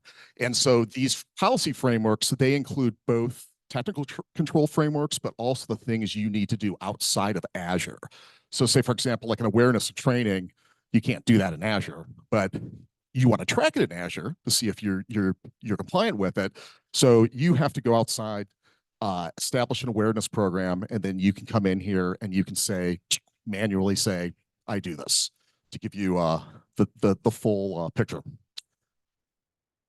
And with that said, take it away, sir.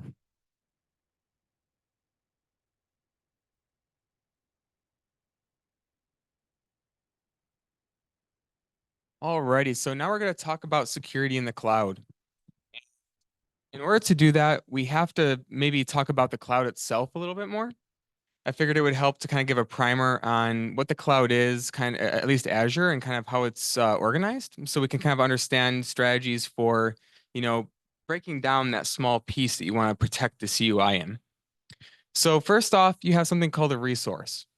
A resource is going to be anything which processes data, stores data. Effectively, it is going to be a computer, a virtual machine, a database, anything which you are doing something with in the cloud.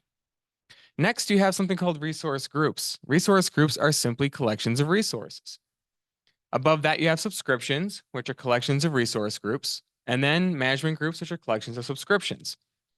This hierarchy model allows you to effectively break down exactly where you want CUI in your environment. So if you were to say, have it over here, you can say, this is where we have, this extra $2,500 a person of cost.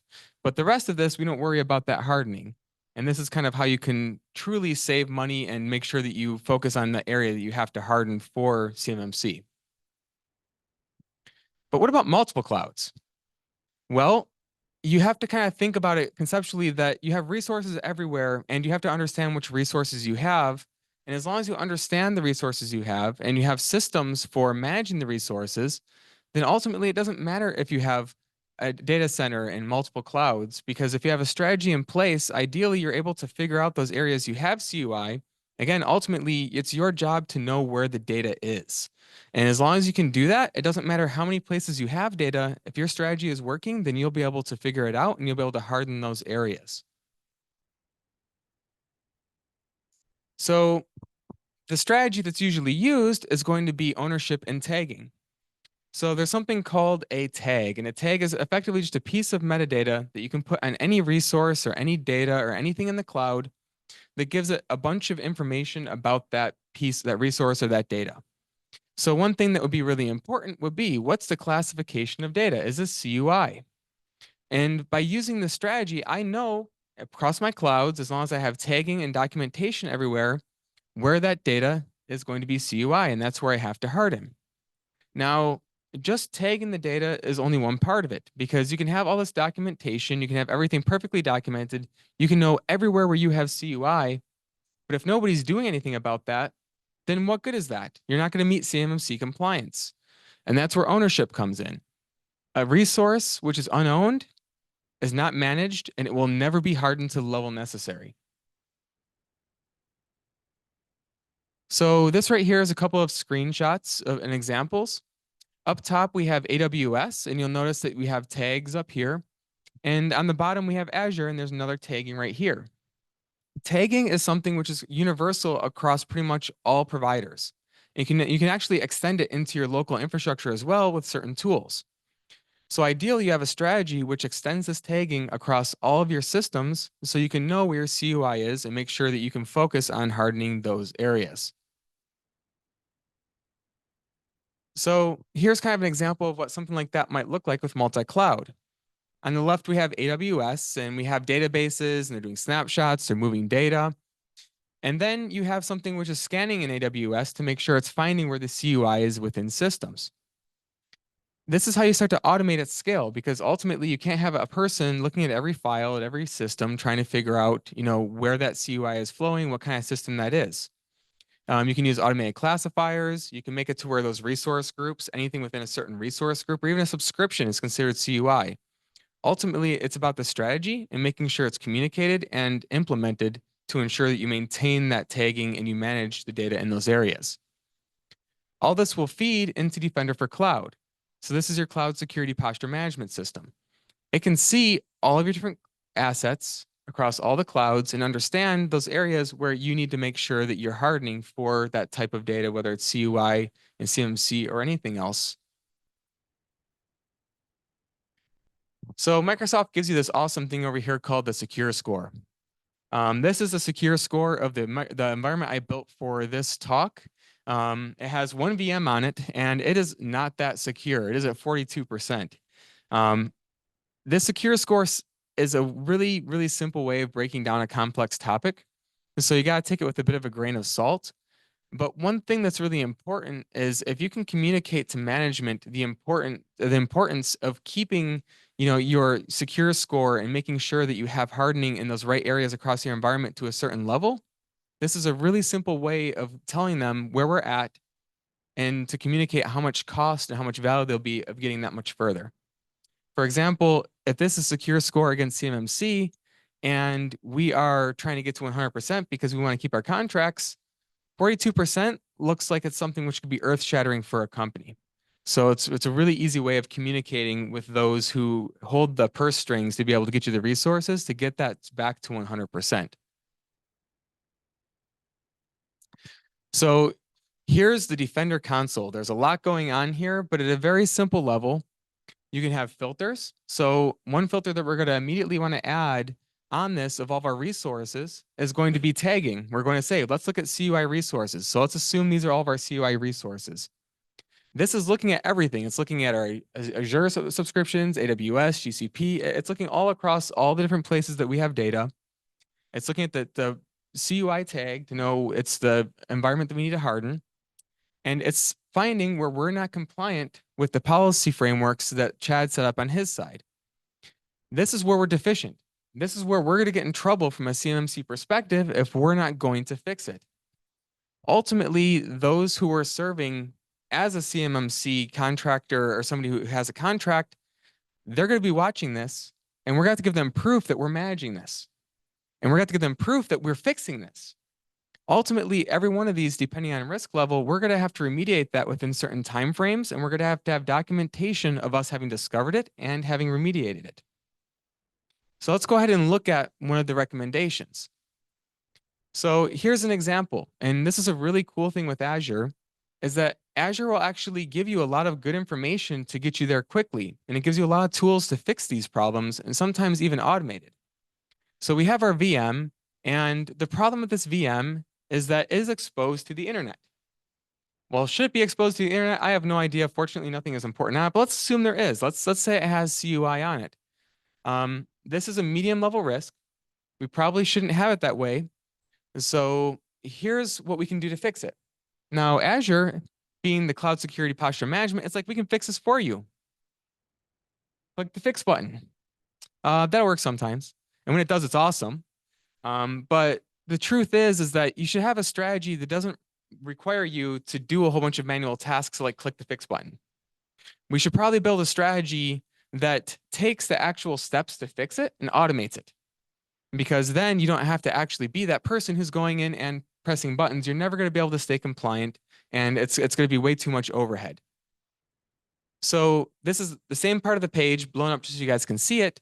There's a few things you can actually do. So one is, if we want to go the manual route, let's say it's something really complex. There's going to be no way of just automating this. We're going to have somebody actually going to make changes. You can actually assign an owner. Again, ownership is extremely important because without an owner, something will never happen. And a due date, and then you can work through that issue, have it assigned to somebody, and you can track these things within your POAM and make sure that you're taking care of them. Another thing is you can possibly exempt it.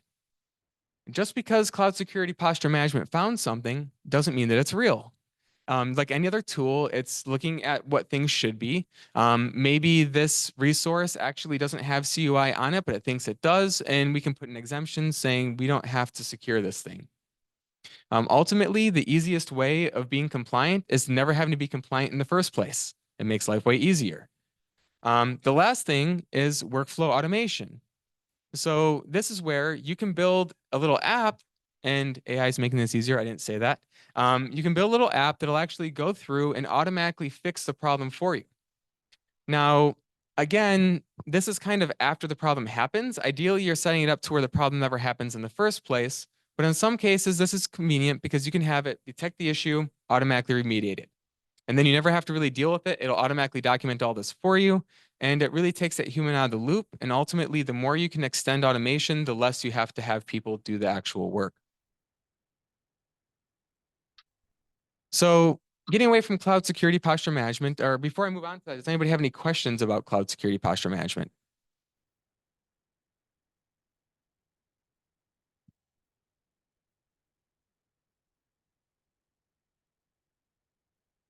You're good. The CSPM go as granular as the assessment objectives, in particular for 800-171? It does. So everything that Chad showed from the policy, it goes granular for every single resource. It goes through every one of those categories in every place.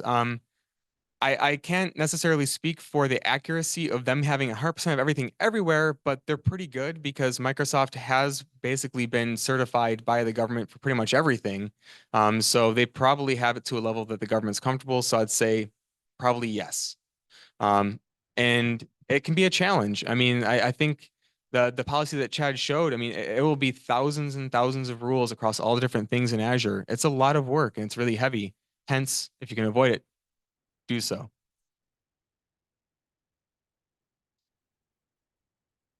Yeah, over 1,000 rules from level 2 CMMC. I mean, it's heavy. So again, going back to that, if you don't have to do it, avoid it like the plague. It's expensive and hard. But ultimately, sometimes you do, and these tools definitely make it far easier. So next I'm going to talk about zero trust. So we want to make sure that only those people and or machine identities can do the things you want them to do in the cloud. Kind of like infrastructure, I'm going to talk about it conceptually at a high level, just so this all makes sense. So you kind of see the hierarchy of resources that we went through before. You know, we have our resources, groups, subscriptions, etc. And you have these concepts of things called roles. What a role is a group of permissions. So for example, if you are the owner, you can do everything. You can read, write, you can delete, you can create. You have the keys to the kingdom. Ideally, you have as few owners as possible. You want least access privilege to the nth degree. The more access people have, the more capacity they have to do damage. Ultimately, something like reader still might be damaging in a system with CUI. If somebody can read things and they can read CUI, when somebody can read CUI, you have to have logs of it. You have to make sure that you're tracking where that CUI is moving. Like ideally, somebody has none of this access. They only have it when they absolutely need it. Again, all this access you're going to scope within certain areas so you can make sure that those people who are managing this or using it only have access to the very specific thing that they need.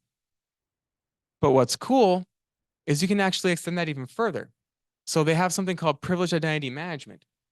And with this, what you can do is you can make it to where you don't have that access all the time. You only have that access when you absolutely need it. So basically, if we go back here, maybe I need owner now and then on this subscription. I need to be able to do some work in an ownership level to like set permissions for other people or something like that. I don't want to have that all the time because if my account, you know, does something wrong, I can do a lot of damage. It's just a really bad idea. PIM allows me to only take that access and give it to myself for a very short period of time. So if I got to go in and say add a user and it requires ownership for that, I can PIM, give myself admin access for 20 minutes, go make that change, and then lose that access. And this really reduces the attack surface from an identity perspective as to if your identity somehow gets compromised, there's a lot of steps you have to go through in order to be able to get that level of access. Additionally, another cool thing about PIM is that you can have approval. You can have a full workflow of requiring others to actually give you approval to get access to something.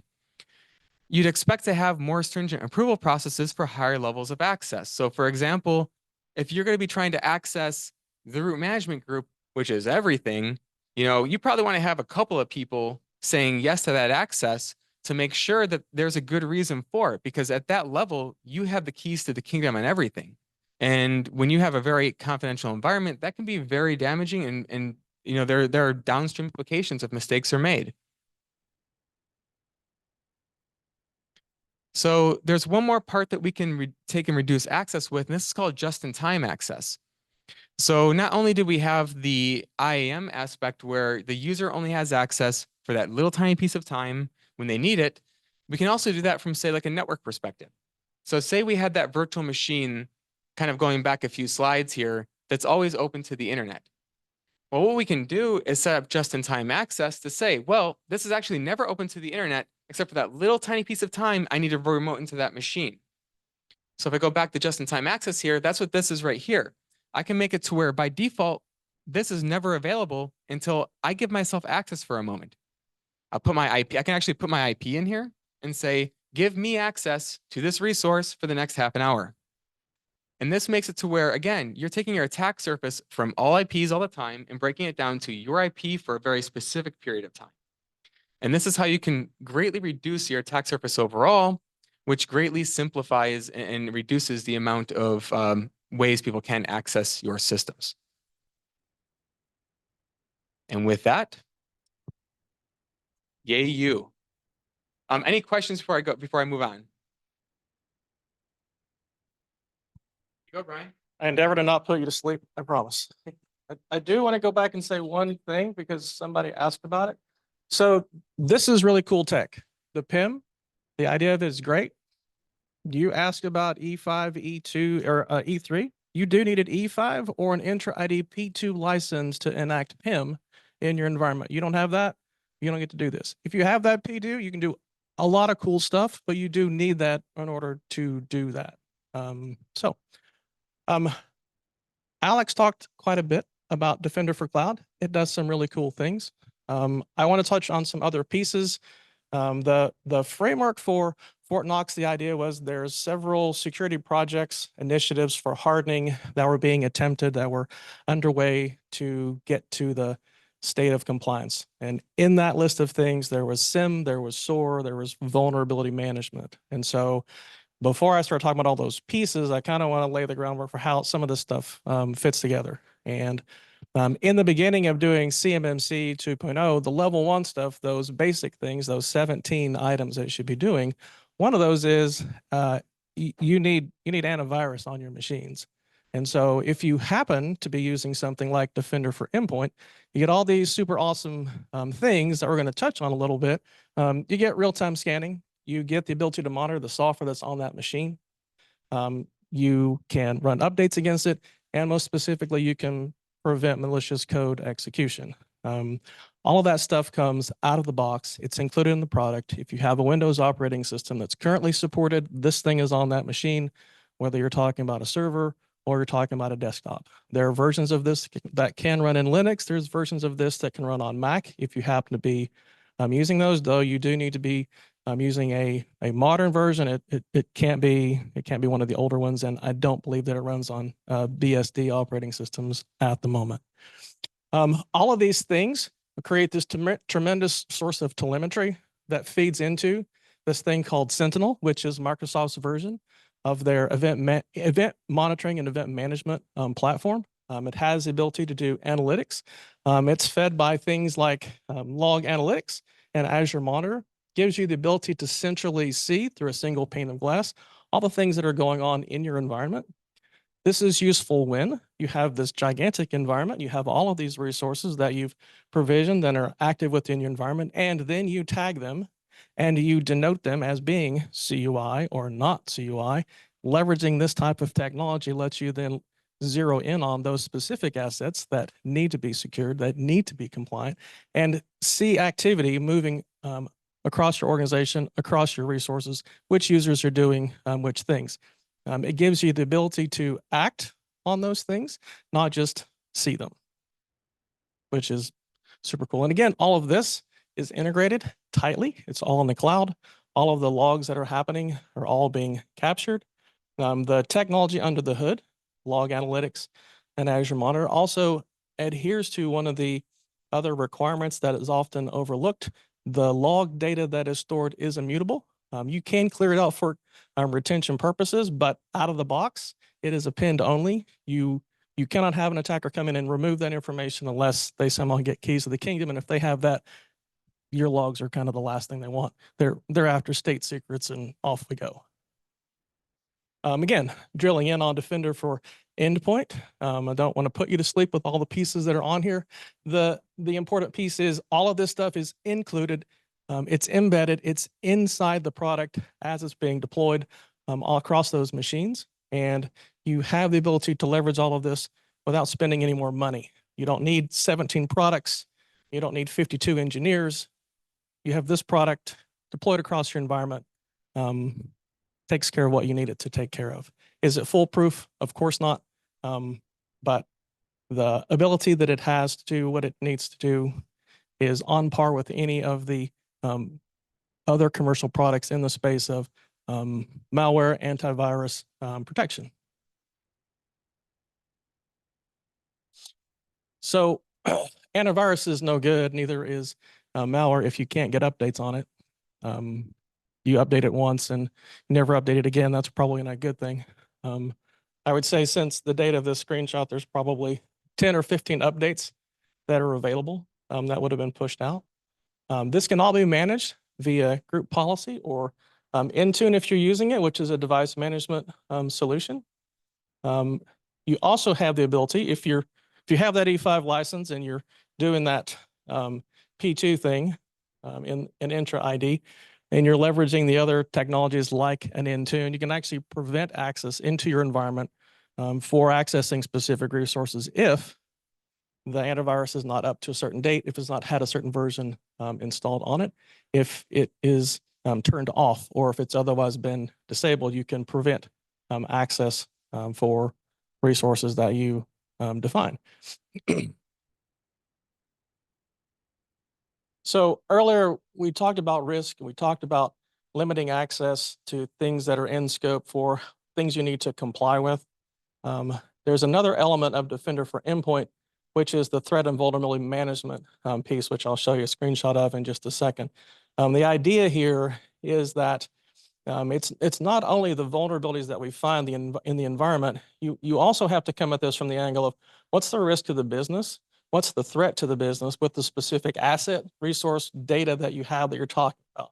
Some of those things may be less concerning than others. That device may not actually have CUI on it, so it may not matter, whereas another one may. And because a device has that on that, even though it's a low or a medium vulnerability, it might actually elevate to being a higher critical because of what's on it or because of how it's exposed. The platform itself can be managed in such a way to take that into account for you and automatically and continuously. And last but not least, you can do some automation in there. I won't say that other A word, but I'll say automate.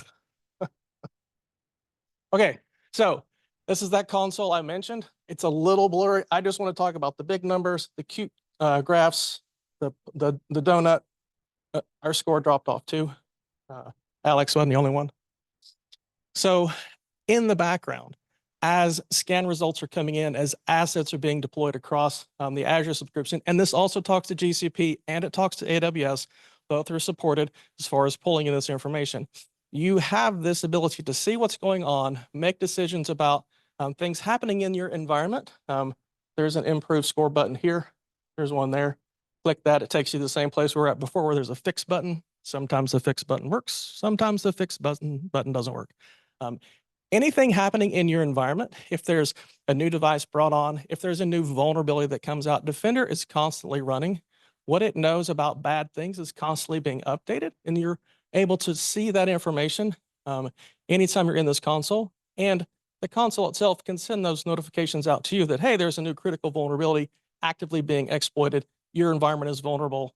Here's the 5 things that are exposed. You should do something about it. And yeah, and again, an important piece is that this is always going on. So this isn't something you run Tuesdays at 3 a.m. It's always happening. So you don't have to remember to go rescan your environment on Tuesdays in order to see what's going on in your environment. You will always see it. Sorry, that one's slow. Here's an example of Defender taking an action. Might be hard to read, but there is a executable process that was stopped as a function of it. When this happened and this alert got sent out, it was recorded by endpoint. It was logged in cloud. It was made available in Sentinel. If you have the other pieces, again, that E5 license, there's actually an XDR place where it will show you not only this particular user, this particular machine, but anyone else that was affected by it. And so you then get the ability to see what's happening across that device, the other devices. And because Sentinel is in the background looking at this, and just as we said before, it's seeing whether or not this attack, does it classify as something? So this browser, someone clicked a link, something bad happened. Is anything else bad happening right now? Because Sentinel's in the background, seeing all this information, all this telemetry coming in, it's constantly looking for those things and telling you when those things happen. You can turn that off because sometimes Sometimes it gets it wrong, and you may get hundreds of alerts because of that, but it's still telling you that it's there. And with appropriate configuration and tuning, this can be sent to ServiceNow to create a ticket. This can be bubbled up so your engineers can take a look. It can be used to turn off someone's account if that were deemed appropriate. Another important topic under the heading of CMMC is identifying unauthorized use. You're not going to be able to know if there's unauthorized use if you're not looking at use. And so belaboring the point, Defender for Cloud, Sentinel, the resources deployed in Azure, all of that log data is coming in and being acted upon. And because it's all tightly integrated, I know who you are. I know the groups you're a member of. I know what you usually do. I know when you're doing something you haven't done before, and I can send that note. I can also ingest information from on-premise as well as other SaaS applications. So you're doing something in Datadog and you just downloaded a gigantic file you've never done before. That's an anomaly. I'll know about it. I can do something about it. I can do all of that without having to buy another product, license another thing, because I have this in place. I won't say AI. Oh, wait, I said AI. So in my example before, where that event happened and we blocked that, Sentinel created an incident.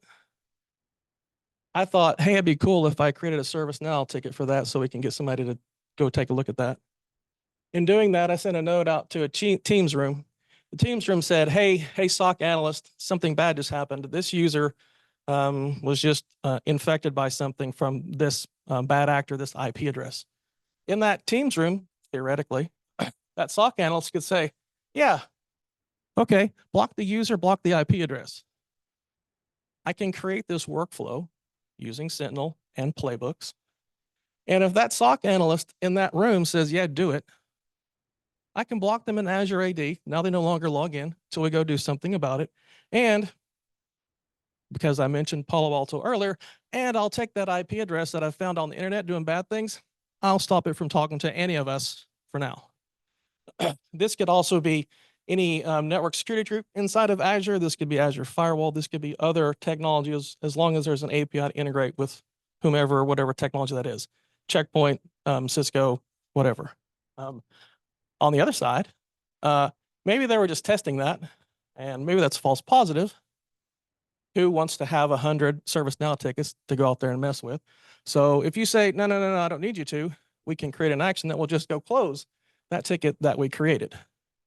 Now, in this scenario, we put a human in the loop just because, well, it's sometimes safer to have a human in that automated loop to not, denial of service us because something dumb happened. But this is an example of a capability that you have out of the box with all of this technology, putting it all together. Because I had endpoint, because I had the user protected, I took action on that user, because the logs came into a centralized place, because there's an automation platform under the hood, I can take something as simple as someone clicking a link and a machine getting infected.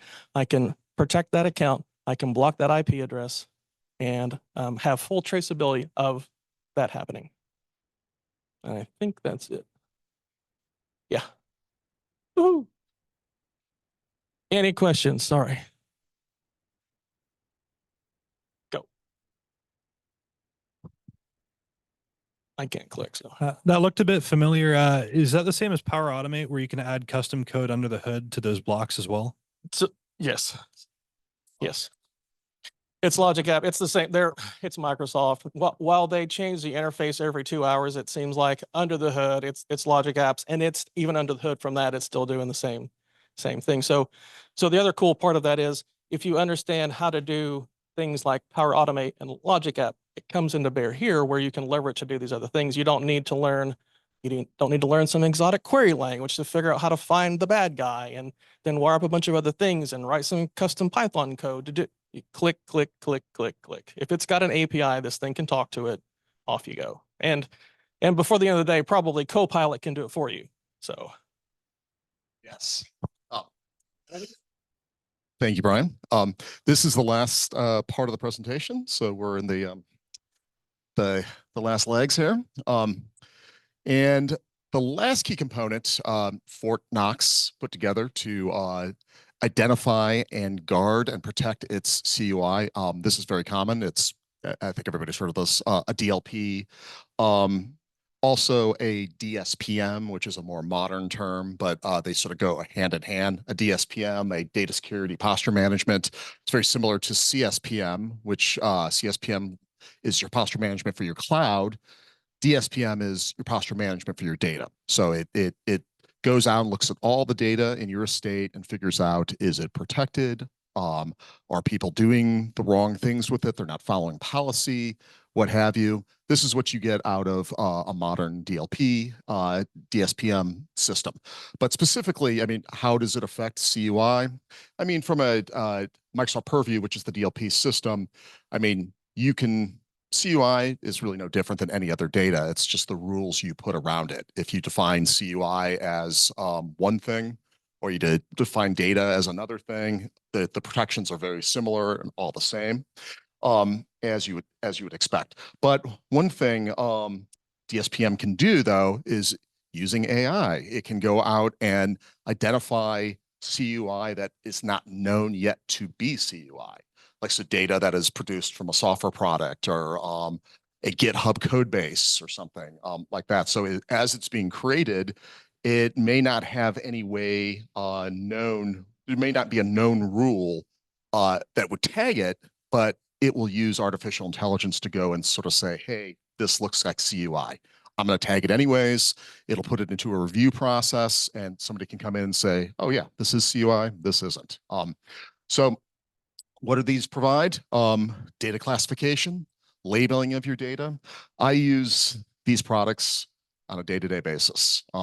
And I'm even using these products to figure out data to bring into AI models and into LLMs, which is an interesting use of it that's just come out in the last year. You can protect the data. So if you tag a piece of data, piece of CUI and you identify it as CUI, that could be a Microsoft document, Excel spreadsheet, that could be something out of your GitHub, that could be a row in a database, that can just be a blob sitting in a storage somewhere. It will go and label it, and once it's labeled as that, you can put rules around how to protect it. So if you've got a essential document or a protected document, you can't, and you decide the rules that nobody can send this except using an IRM system, it will prevent you from doing it. If you try to do that in any laptop or device that has Defender for Endpoint on it, Defender for Endpoint is integrated in with Purview and gives it the signals to Purview to say, hey, this needs to be stopped before it even happens. This helps meet CMMC 2.0 requirements for these control categories: access control, audit accountability, system information integrity, and media protection. What does it do? It stops data from leaking. It can enforce encryption. It can stop people from sharing, as mentioned before. It can stop people from accessing the data if they're on a device that is not compliant. So say if you're a company that has BYOD policy and you have put a bunch of junk applications on your iPhone, it will scan your iPhone and say, you can't access this data because you've got so-and-so apps installed on your tablet or your phone. Once again, I mentioned when CUI is produced or when it's uploaded into your system in the form of an email, document management, database, file drive, it will tag it right there intelligently for you, so you don't have to constantly go through this process over and over, discovering, on a weekly basis. This just happens in process. Overall, what do these products do? Helps you know what your data is. So if, my clients for CMMC, they don't even know, most of them did not even know what CUI is. So when I hooked up Purview to their estate, the first thing I did was try to use this technology to know what that data is. I set up govern policies with it. So if CUI has a life cycle, like all other data that is under a regulatory compliance framework, you create it. It's created on a date. It's stored somewhere. It has to be stored in encryption, certain rules, and then it has a retention life cycle. So a DLP system, Purview, will take care of that all for you. So it knows if something is created and there's a 2-year retention policy for that piece of data. A company just does not want to keep data around longer than it needs to, specifically for lawsuits, because it's available to discovery. If the DOJ comes to you and says, give me all the data for this project, and you can come back and say, well, it's past the retention period. I don't have to give it to you because I don't have it. But if you do have it, guess what? You have to disclose it to the DOJ. So this is incredibly important because this will just auto delete things. You don't need to worry about it, and you don't need to worry about it showing up in e-discovery at some point. Last little slide here is this is an example of how Purview will just go out and it constantly will search around your estate, and it says, look, right here, there are 8 locations. There are 57 pieces of CUI that have been found. There's the location, and how do you want to handle it? Anyways, that's the last slide. You got a question, man. How does Purview find CUI data? Is it looking for labeling on documents? Because it's probably not going to search through documents and look for keywords or phrases. That would be an incredibly large database and probably untenable. So if it's looking for labeled documents, that would then demand that the organization knows what CUI is and labels it appropriately. I can tell you how I do it, which I do it the exact way you just said, which is I set up keywords, searches, looking for scanning every single document. It could be 1 billion documents. And I've run privacy programs that have 1 billion plus documents in them. And these scans take forever, but their job is to go through with whatever keywords you've set up, or what's called a trainable classifier, which is an AI term, which Purview, we don't want to talk about it, but Purview relies heavily on AI to do document identification. So there's some holes in it, though, because you can't always know what a piece of CUI is if it does not have those word searches, or it does not have like a specific like label or stamp, because you just can't cover everything. So the way you handle that in Purview is it will scan everything, and if it cannot find or identify a piece of data, it will tell you what that piece of data is. And then what you can do is, if you get enough of it, you can do a new trainable classifier against this newly discovered type of data that's undefinable and pulled into your CUI state. So ideally then you would have to put in keywords that were related to the particular industry that you're in that's generating a specific kind of CUI. Yes. Okay, thank you. And it is definitely an art form, because you really have to set these systems up to and understand when it fails almost more than when it succeeds, because you'll scan through hundreds of thousands of documents and it'll create a section of ones it cannot identify.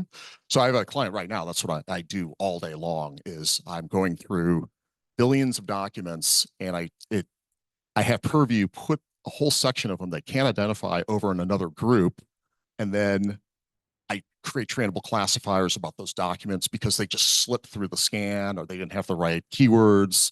But you can also do it by contract. So if you have a contract, you have a piece of data that comes in from a contract and it's associated with that contract through a labeling system, the intelligence there will just say, okay, this didn't show up with any keywords, but it's associated with the contract with such and such company, or the DoD, therefore it's CUI.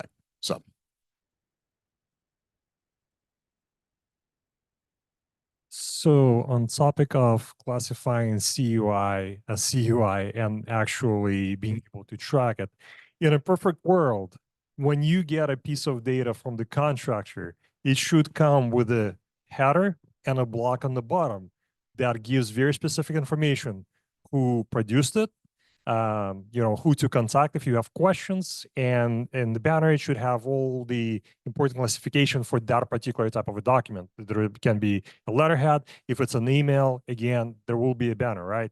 Now, unfortunately, as we know, that's not always the case.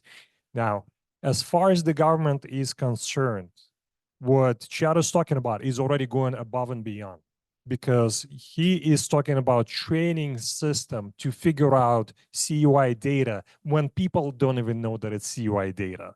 Your responsibility under CMMC is to at least track the ones that you know are CUI and that you've been told. So he is doing something very advanced and something that really will put you above, many other organizations that do kind of a poor job, the minimum effort level of trying to track the data.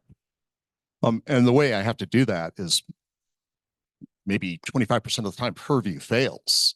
And I have to go to Azure's AI Foundry and look at document recognition systems to train a model to figure out what that product is or what that document is. So it really goes above and beyond if you want to get really thorough with it. But if you're using a DLP to train and create data pipelines to bring that into a model that you're going to train, that's sort of what you have to do, because that's the only way you're going to get it in there. Otherwise, you're going to be doing it by hand, or you're just going to bring a bunch of junk data into your model. Any questions?